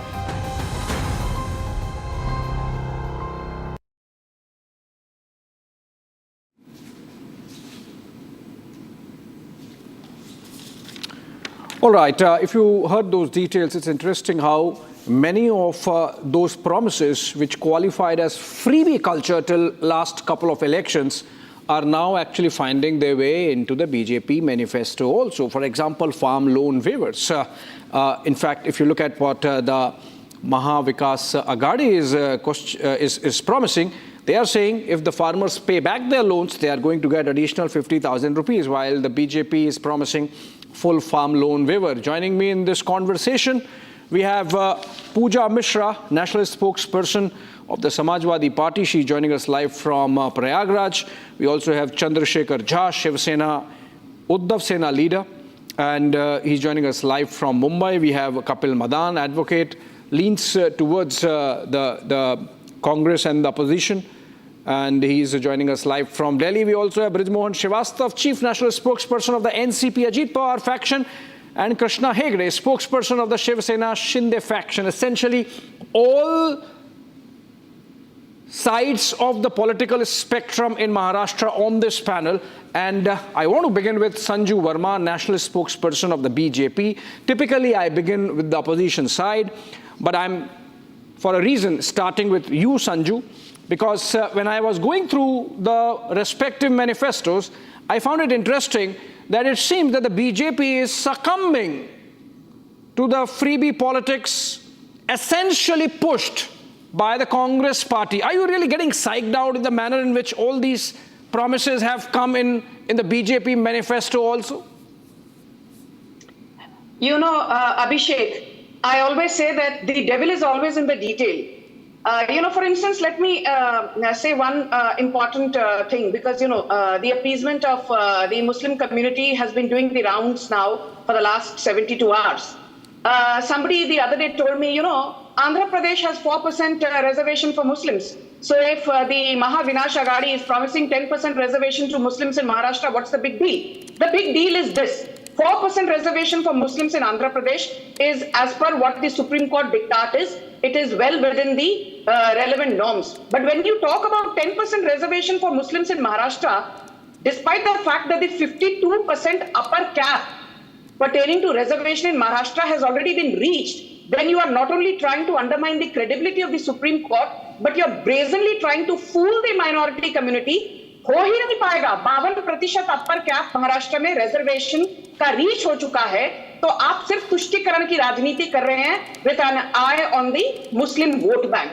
And I'll tell you something. I always say that there is again a very thin line between welfare politics and freebies. If the BJP says we are going to increase the payout for Ladki Bahin Yojana from 1,500 rupees to 2,100 rupees a month, that is not a freebie, because Maharashtra has a budget in excess of 8.5 lakh crore, a budget deficit of nearly 40 or 45,000 odd crore, a GSDP of 45 lakh crore. You know, so this is a very rich state, and 2,100 rupees per month is not really going to affect the taxpayer, the ordinary middle class, or the exchequer. But when Karnataka says we will give 10 kg free rice to people, and it fails to deliver that promise, and then after the elections are over and they come back to power, they say, oh, हम तो 10 kg मुफ्त का चावल हर महीने कर्नाटका की महिलाओं को देना चाहते थे. But you know what? The Food Corporation of India is under the control of the central government. They are not willing to release rice stock. Whereas Food Corporation of India, set up in 1965, is not meant to fulfill the appeasement politics of Congress. It is meant to maintain buffer stock of food grains in case of contingencies with an eye on food security. So there is a very thin line between welfare politics and freebies.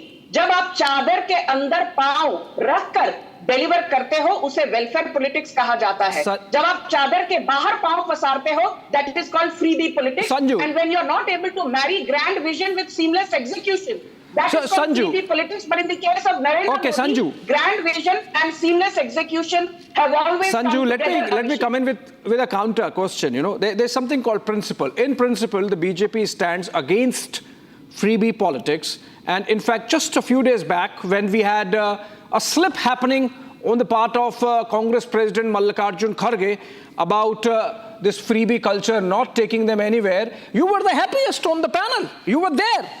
And today you are saying, okay, fine, Maharashtra is a rich state, it can afford. So, I mean, in principle, are you sort of compromising? I want to grill you on that a bit and then move on.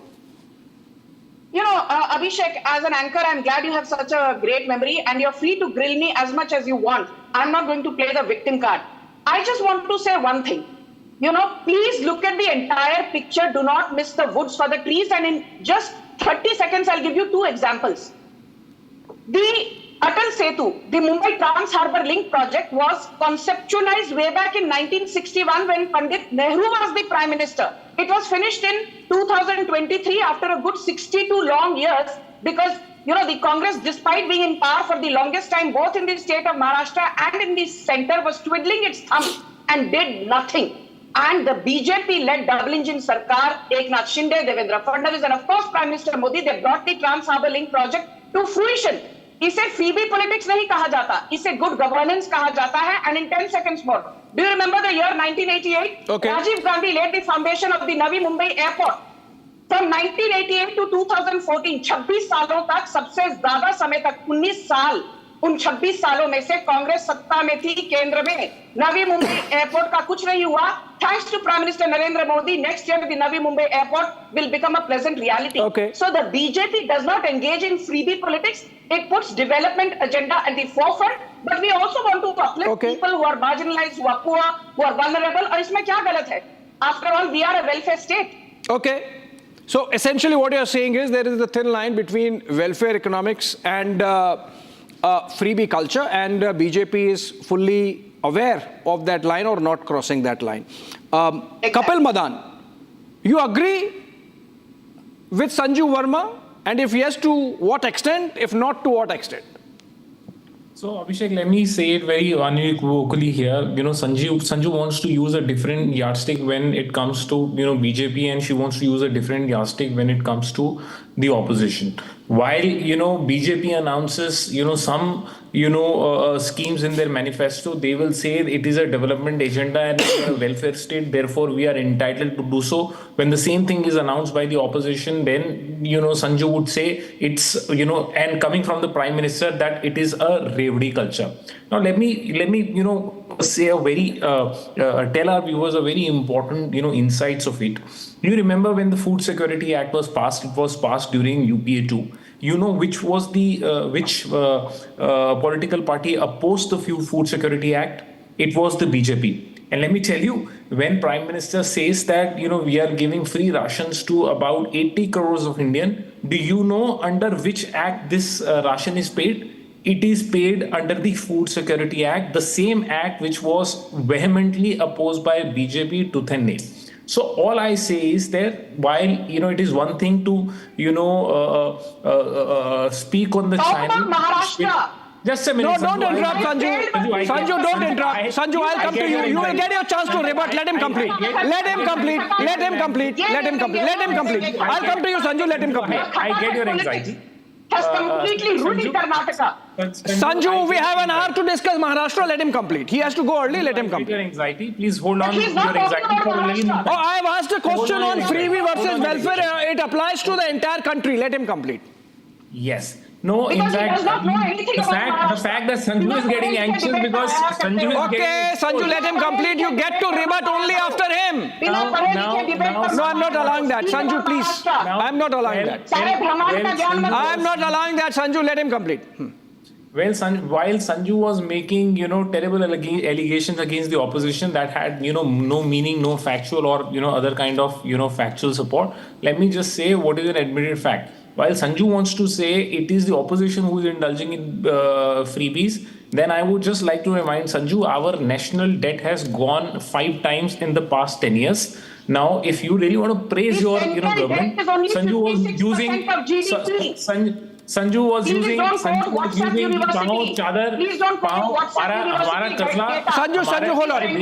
Let's have a structured conversation. I have more important questions to ask. Sanju, let him complete. Sanju, you got your good 2 minutes of opening.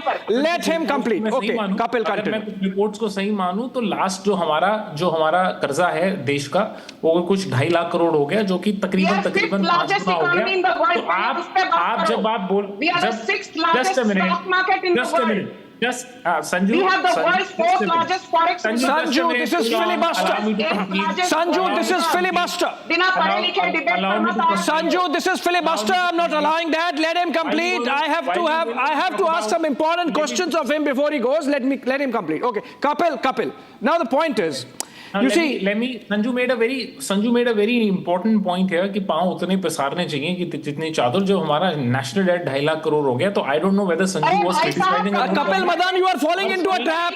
Kapil Madan, don't fall into a trap of numbers with Sanju. I can tell you, our debt to GDP ratio is fantastic if you compare the situation globally. Sanju, I am moderating. Sanju, I am moderating. Let me do my job. Kapil, you are falling into a trap. Kapil, listen to me. You are falling into a trap of Sanju. Don't go into numbers. You can't beat her on that. But more importantly, Kapil, Sanju is getting anxious. And I think you are also trying to cover it up. Arey Baba, she's getting away with it. I don't want you to let her do that. Himachal Pradesh कितना है जरा बताओ? Abhishek, allow me. You Abhishek, don't allow have me. money I'm allowing you. to the government employees of Himachal Pradesh. The point is, You the borrowed point is, Sanju 30,000 wants crore to. in Himachal Pradesh in just 12 months. So what the happens highest is, that any so- government of Himachal Pradesh has Sanju, we are not discussing Himachal Pradesh now. You want to discuss Maharashtra, then you yourself go to Himachal Pradesh, not allowed.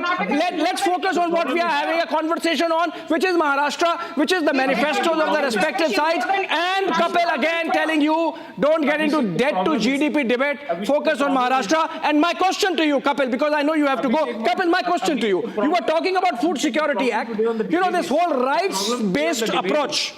Listen to me, Kapil. I'm taking the question forward. I'm taking the question forward. Just a minute. Hold on. The problem today on the debate is Sanju wants to compensate logic with noise, but unfortunately you can drift the debate by making unnecessary noise because you don't have a counter as such to the issue that I am being debated. And that's the example. Is the Chief Minister ordering? Okay, can I take the debate forward? Can I take the conversation forward? For God's sake, I have a very important question, follow-up question of Kapil Madan. Kapil, listen to me. You cannot compete with logic, with noise. Kapil, listen to me. Kapil. Okay, now I'm moving on. I'm moving on. Round one is over. I'm moving on. Kapil, now because you mentioned about the Food Security Act, and we know the rights-based approach of the Congress party during UPA 1 and UPA 2, everything is a right. Take the right for this, take the right for that, no responsibilities, no duties, including of the Congress party perhaps. But listen, the Congress manifesto or the MVA manifesto brings in or talks about something called right to disconnect. I mean, is this serious? Like, whom are you addressing this to? What is the right to disconnect? Like, I can switch off my data like I do on a flight or something? So, Abhishek, I do get your, I know BJP is being cornered here. So you want to, take away the debate in a completely different direction. No, I'm having a structured conversation. Just a minute, Abhishek. Let me just Stop behaving like Mungeri Lal. important points here. Let me give a few important points here. Sanju would agree with me that Honorable Prime Minister Modi promised that farmers' income will get doubled by 2022. Did this happen? The question is, farmers' income has doubled. We all know the question. 5 years, rural we all know the question, and we all know the answer. Rupees we all know the question, and we all know the answer. You know, it's serious because, Maharashtra is a state which unfortunately reports high number of farmer suicides. There's more than a 58% jump in rural incomes in the last 5 years. Sanju, my point is, more than a 58% jump in rural incomes in the last 5 years as per Niti Aayog. As per the government data, is the farmer income doubled by 2020? Sanju, this filibuster is not to be allowed. We are not having a conversation. I can't hear you. He can't hear you. You can't hear him. This is din. Please stop. Just on this point. Okay, Kapil. Let's have a structured conversation. Don't provoke her. You are doing that regularly, and then you are saying that she's not letting you speak. Talking about data. I am only talking about where the promises were being made, and the promises were not being fulfilled. That's what I am trying to highlight. Now listen, when Prime Minister Modi came to power, you failed. How many universities you made? You failed. How many universities you made in last 10 years? You failed. How many universities you made in last 10 years? Rupees per liter. You raised petrol prices by 3 rupees per liter. You raised diesel prices by 4 rupees per liter in Karnataka. Himachal Pradesh में CID inquiry चल रही है on missing samosas. Are you not ashamed of your Himachal CM? Sanju, why are you again and again going to Himachal when you yourself want the conversation to happen on Maharashtra, Sanju? This is the second time you have gone to Himachal. He's not talking about Maharashtra. Let him talk about Maharashtra. Muslim appeasement. You are saying 10% reservation देंगे मुसलमानों को. कैसे देंगे 10% reservation? Upper limit of 52% has been reached in terms of reservation in Maharashtra. Okay, I have to broaden the debate now. You see, let me get in the Shiv Senas on the debate now. The Uddhav Sena and the Shinde Sena. Sanju has been harping on the appeasement politics part. In fact, during the manifesto release, Union Home Minister Amit Shah mentioned how the party envisions bringing in the rule of Chhatrapati Shivaji Maharaj. And while saying so, he said, can the Shiv Sena asked the Congress party whether they would take the name of Shivaji Maharaj, whether the Congress party would take the name of Savarkar. So my question to you, Mr. Chandrasekhar Jha, is that apart from the development economics part, which obviously should be part of the manifesto, there is an ideological position which political parties take, and Amit Shah has challenged you. Can you ask your ally to speak on Chhatrapati Shivaji Maharaj, on Veer Savarkar? Mr. Jha? See, these kind of narratives are being made when you don't have any issues contesting the opposition. And these types of challenges are without any kind of noise, and we don't seem to take these type of challenges. These are not serious challenges, but serious challenges what? BJP is playing a divisive policy in Maharashtra. How? They have made Muslim reservations in Andhra Pradesh. They have categorically made Muslim reservations in Andhra Pradesh. They say that we are doing appeasement politics. Who has started this? Mr. Devendra Fadnavis in 2018, 1st December, his statement is there that Muslims can be reserved and be given reservation category in Maharashtra in accordance with law, and that has to be construed. That is always true because it is on fact, it is on record. No, it cannot be denied. After you Second thing is that if you say the kind of government which has been run, there was a law and order issue. There is complete disaster of law and order in this state. Last 3 months, if you see, many issues have popped up with regard to law and order issues.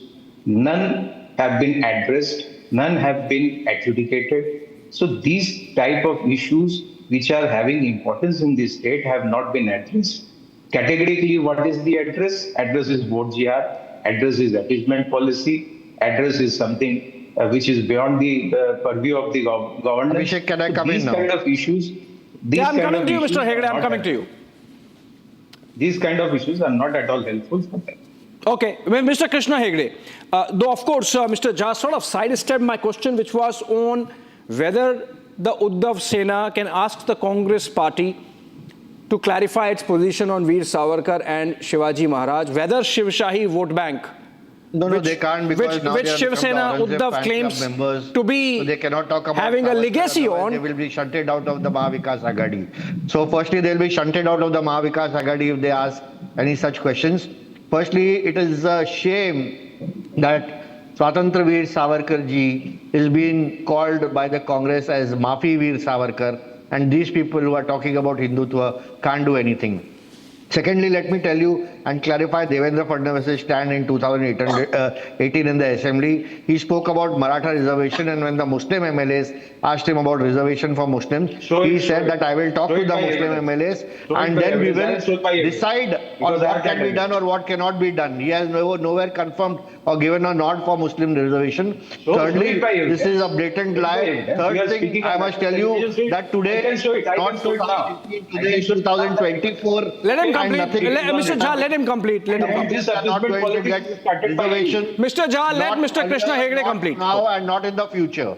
They are not going to get reservation. Thirdly, let me tell you, the Mahavikas Agadi has a full list of, in the manifesto, whether it is a Ladli Ban or the free bus travel or, support to the farmers or jobs or, pension for young job seekers. This has already been done by our government. This has already been done by our government. And the Mahayuti has been doing it for the last 2 years under the leadership of Eknath Shinde ji, Devendra Fadnavis and Ajit Pawar ji. And over that, not only the free travel, we are given crop insurance, we are given free power to farmers, we are given schemes for senior citizens, apart from the Lake Ladli, Ladli Ben, Vayoshri Yojana, and the umpteen number of yojanas we have. So they have just, done a copy-paste of our manifesto, of our schemes, and they're talking about it. And over that, they are going to fulfill. How are they going to fulfill? For 2.5 years, your CM has not gone to Mantralaya 2 times. Your CM was doing Facebook Live and not coming out of his house. In COVID, when he was administrating the state, there was 6,000 crores of COVID, scam, 12,000 crores of infrastructure scam, vasuli from metro, contractors, vasuli from Atal Setu contractors, vasuli from coastal road contractors, vasuli from everybody, RA-shed contractor, vasuli, it was called the Vasuli Agadi. The bombs were planted under industrialist houses and every infrastructure project in Mumbai was at a standstill. And all the... No, what is the point?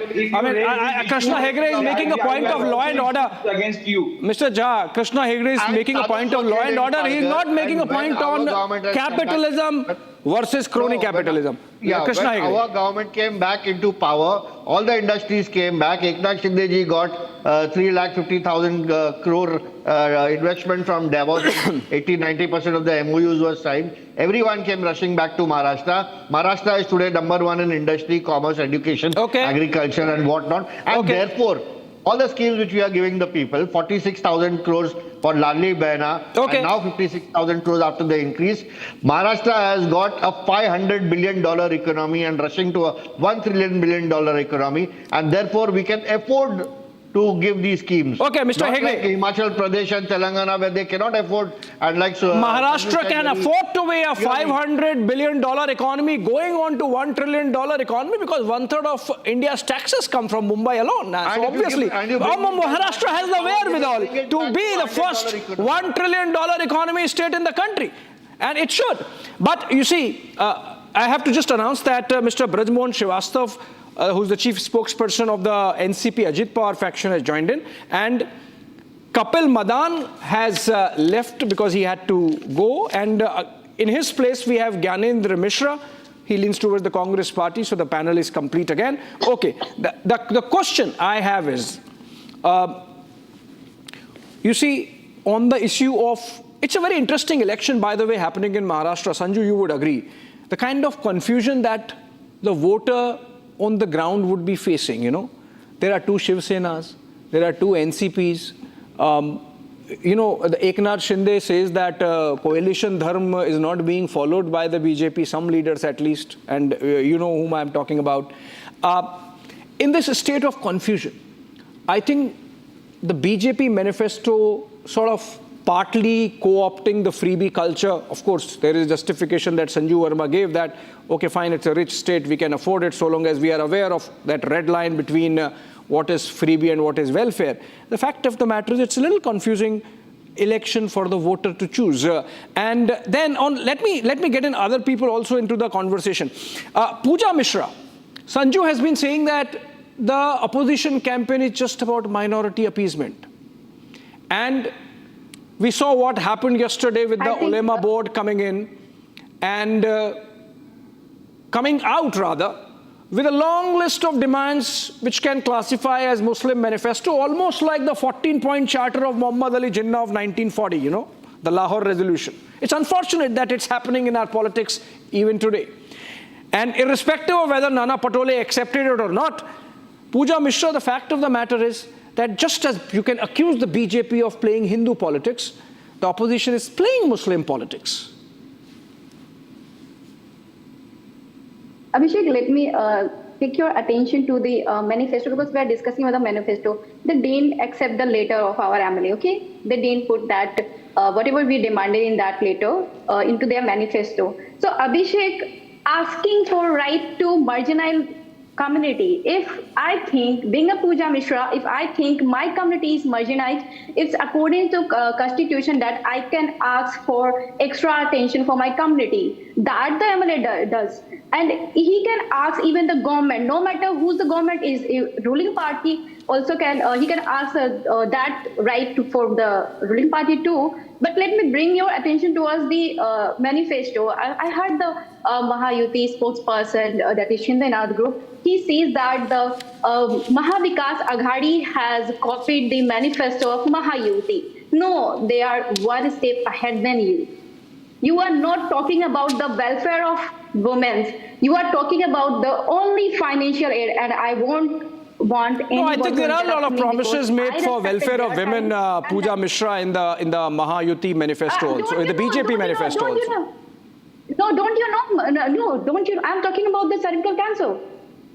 The free vaccine which MBA is talking about. You know that about 1.25 lakh women are suffering from cervical cancer every year in our country. And 75,000 women die every year due to this cervical cancer. And we contribute 25% of death due to cervical cancer. The MBA is addressing that, and that aligns with the SDG, the Sustainable Development Goal of our country, the third point. And talking about the, again, the BJP, what the Mahayuti is talking about, Mahayuti is always talking about the financial aid. They are not addressing the current issues. They don't have the proper agenda, proper roadmap. They are talking about the freebies only. And they are not, you are talking about the skill development. What about the current generation? What about the current youth? उनको नौकरी चाहिए, उनके बारे में आपको बात ही नहीं करनी है. आप बात करते. Now she was talking about the income of Maharashtra. How much debt Maharashtra has? You need to address that too. I think MBA is addressing very bad issues. Okay, hold on, Sanju. Sanju, hold on. Sanju, let her complete. I'm coming to you. Sanju. You get to rebut, but let her complete. Let her complete. I'm coming to you, Sanju. Let her complete. I'm coming to you, Sanju. She's making an important intervention. Sanju, listen to her and you get to rebut. Take the State of India. Take down the points and you get to rebut point by point. Let her complete. Okay, Pooja Mishra, complete. You asked about the law of disconnect. Do you know what the law of disconnect says? Disconnect says that if you're not watching our, you are why are you against the... I will have a segment on love jihad. Sanju, hold on, let her complete. Why are you against the conversion bill? Hold on, I'm coming to the conversion bill. Hold on, Sanju, hold on. Radical Islamist जब आपके interfering 12 साल की दलित बच्ची का rape किस उत्तर प्रदेश में कहां से यहां बैठकर महिलाओं का भाषण दे रही है. Remember that. And your leader हम विश्वास नहीं कर सकते हैं विक्टिम का पहले डीएनए टेस्ट करवाना.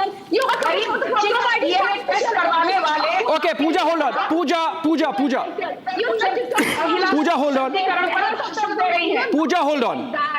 on. Pooja, pull back. I have to ask a question of Sanju Verma. Since Sanju wants to focus on love jihad and anti-conversion bill, etc. Sanju, can you take the question now? Pooja, pull back. Can I ask Pooja to pull back?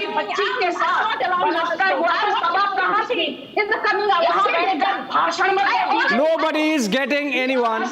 Nobody is understanding what's happening. Sanju, are you aware that people watching are not able to make out who's saying what? It's a din. Hold on. Pooja Mishra, hold on. Okay, Sanju. Since you want to focus only on love jihad and appeasement and anti-conversion law, please tell us the anti-conversion law as a promise was part of BJP's 2019 manifesto also. Why in the last 2.5 years you did not bring the anti-conversion law in Maharashtra? You know, Abhishek, I want to say one thing very clearly to you, that even in Karnataka, we had brought the anti-conversion bill. It was supposed to become an act, but the moment Siddaramaiah government came to power, the first thing they did... Pooja Mishra, I'm not allowing that. Pooja, hold on. Pooja, pull back. Pooja, hold on. Okay, Sanju. On anti-conversion law, then I move on. Okay. मोहित खान आपका नेता rapist है. मोहित खान को पहले condemn करो, बाद में BJP को भाषण दो. चलो मेरे साथ बोलो कि मोहित खान हिम्मत है. Sharat, can you help me pull back both Sanju Verma and Pooja Mishra for a bit? I am moving on. You see, Sanju, we are having an interesting conversation. Let's make it even more interesting. Sanju, you see, you're talking about vote jihad. Let's have a factual conversation whether vote jihad exists or not. Okay, Gyanendra Mishra, do you agree or not whether vote jihad is happening? Because that's one of the key subject of stump speeches of BJP leaders in Maharashtra, including by Devendra Fadnavis and others. You think vote jihad is happening in Maharashtra and the BJP is right in making it an issue? I think, Abhishek, that, it is just an, the political gimmick. and again a polarizing agenda which is being put forward by the BJP. I don't think that there can be and should be any love jihad and or vote jihad.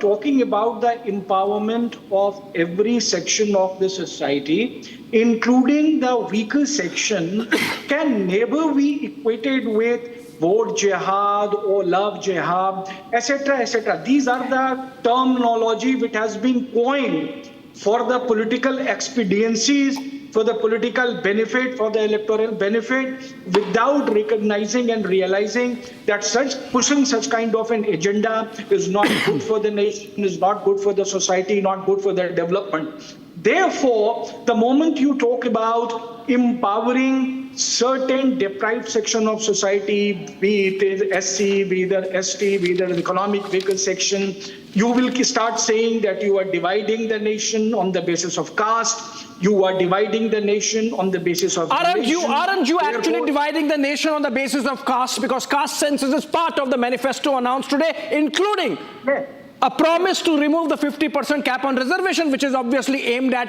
getting in more castes into the reservation category. Yes.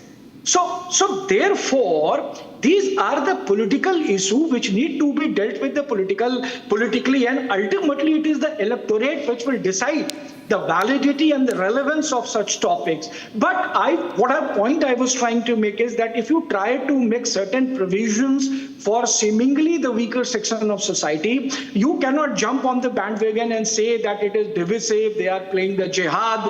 I think this kind of terminology is not good. Pushing such kind of terminology in the electoral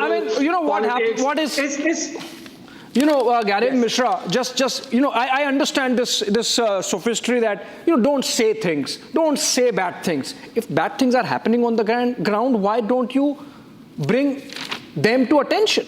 Now, vote jihad, according to you, sounds really bad. Now, look at what's happening. In the Lok Sabha elections, in the month of June, look at the Dhule Lok Sabha seat. It has 6 assembly segments.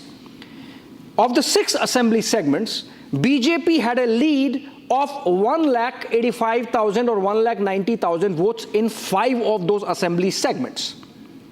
And in just one, Malegaon, the BJP, the Congress party, got a lead of 1,95,000 votes, and the Congress won by 4,000 votes.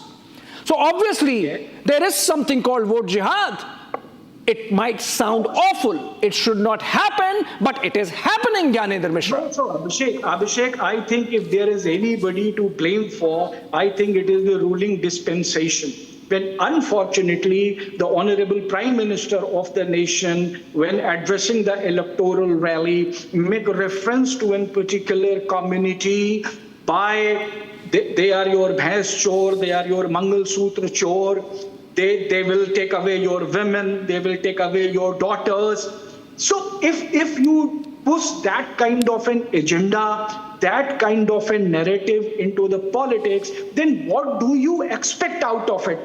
There is a reason that might be happening. There is a reason that why it might be happening. Brajmohan Srivastava, you get to defend it, but you see, the fact of the matter is that if one community is polarizing, and the other community is divided along caste lines, which the Congress party so happily wants, then obviously BJP is in the business of politics, right? They have Vish Hindu Parishad with them, but they are not there for sannyas. You see, they are in the business of getting into power. So they will do something, and for them, it's counter-polarization, getting the other community polarized. What's wrong with that?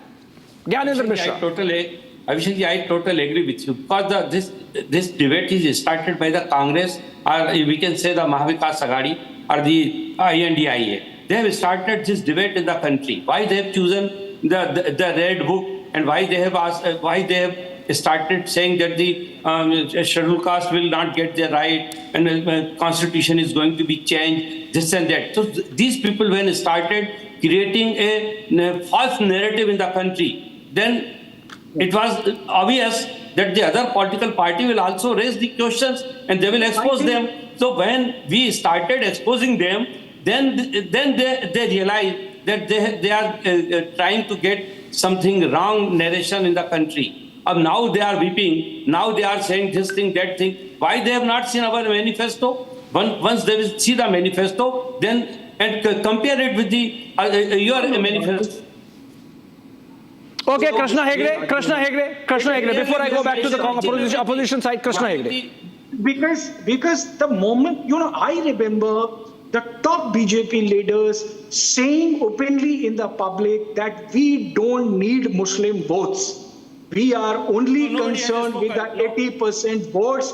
We are not at all concerned. Rather, we don't want Muslim votes. We are not at all concerned with them. We don't understand. We don't consider them as our voters. And if that is the narrative that you pull out in the open, and then you expect that the certain community or the religious section will vote for you, when the top leader comes openly and say that I'm not interested in your vote, what I am interested in is an 80%. Okay, Sanju. Opposition party to Abhishek, you asking me to speak. You're not even showing me the screen. You didn't even ask me to speak. No, you are there on the screen, Hegde Sahab. You are there on the screen. I had asked you, but I think there was some issue with the audio. That's why Gyanendra Mishra got to speak. Nothing on the screen. Actually, let me educate Mr. Gyanendra because he's okay, you go ahead, please. Yes. Firstly, you have already spoken about love jihad and given him the statistics. I will tell him about love jihad also, apart from the word jihad. There was a committee formed by the government of Maharashtra to take into grievances all the intercaste issues which are happening between Hindus and Muslims. And that committee was flooded with grievances, and a lot of people who by deceit get married with the name of love jihad and then oppress the Hindu girls. And it is not a fallacy. It is not a fake thing. It is something happening really. Mr. Gyanendra should come down to grassroots level and find out how difficult it is, how dangerous it is. And secondly, even in the word jihad, 180 NGOs are today working with Muslim organizations trying to get their percentage of voting to 60+%, and that has happened in the Lok Sabha election, and they are going to repeat this in the Vidhan Sabha election also. So I urge all Hindus to come out and vote 100% to counter that, and that is very important. If that is why the Prime Minister has said, बटेंगे तो कटेंगे और साथ रहेंगे तो safe रहेंगे. So that is Sanju, okay, Krishna Hegde ji, let me take this to Sanju. Sanju, I agree with the development pitch from Atal Setu to Navi Mumbai airport to that corridor, along the coastal highway that has been created in Mumbai. But then when come elections and the BJP is only about vote jihad, love jihad, anti-conversion law, batenge to katenge. That is also happening. So obviously that's your key election pitch, Sanju. No, that is not the key election pitch. Let me make a few points now, please. It's my turn to speak. Let me speak. Abhishek, you are well versed with Mumbai. There is this institute called Tata Institute of Social Sciences. Tata Institute of Social Sciences की आज तक कोई भी report BJP के favour में नहीं है. They are anti-BJP. I have no qualms in saying that. They say they are anti-establishment, but that's a different story. Tata Institute of Social Sciences has just released a report, barely 48 hours back, where they say that the Hindu population in Maharashtra was 88% in 1961. Currently, as per 2011 census, the Hindu population is down to 66%, whereas the Muslim population has risen from 8% in 1961 to 21% in 2011 as per the 2011 census. Then the Tata Institute report says कि 2051 तक यदि यही चलता रहा population growth rate, Hindu population will be down to 54% in Maharashtra and Muslim population in Maharashtra will rise to 30%. That is so unfortunate. Hindu population is down to 66% in Maharashtra. कैसे हुआ? बिना love जिहाद के हुआ, बिना demographic जिहाद के हुआ, बिना वोट जिहाद के हुआ, बिना लैंड जिहाद के हुआ. Sanju, please wake up and smell the okay, Sanju. Please wake up and smell the coffee. Hindu population is declining in Maharashtra. Sanju, I have. Okay, Sanju, listen. Sanju, listen. To be done in Maharashtra, and not only done in Maharashtra. One by one. Muslim population has risen from 8%. One by one. Okay. और आप यहाँ पूछ रहे हो कि हिंदू खतरे में है या मुसलमान खतरे में है. महाराष्ट्र में हिंदू खतरे में है और यदि बटेंगे तो कटेंगे. इसमें क्या गलत है? बटेंगे तो कटेंगे. इसमें क्या गलत है? Why don't you talk about जबरदस्ती करके आपने बर्बाद कर दिया इंडिया को।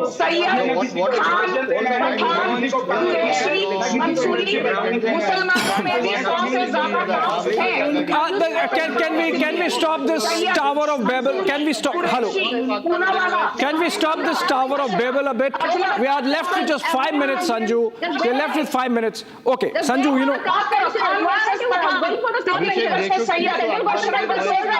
Hold on, Sanju. Hold on, Pooja. Hold on, Gyanendra Mishra. Hold on, Mr. Brajmohan Srivastav.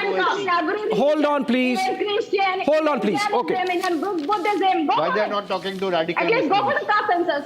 Okay, देखिए, Pooja Mishra, you did not answer my question. I gave a specific example about the vote jihad, which is a reality on the ground going by the Dhule Lok Sabha seat. Now, if one community, I'm not saying wrong, it's a democracy, I'm not saying it's wrong. I'm saying if one community is allowed to polarize its votes in one direction, why do you object or call it communal? If an attempt is made, other community is not polarized, but if an attempt is being made to, bring them together, why do you object to it, Pooja Mishra? Abhishek ji, you know the Act, the People's Representation Act. What does that say? Being on constitutional post, you are Prime Minister, you are Chief Minister of a state. You can't give such a statement which can lead to even a community feel inferior. You are Prime Minister, you are Chief Minister, you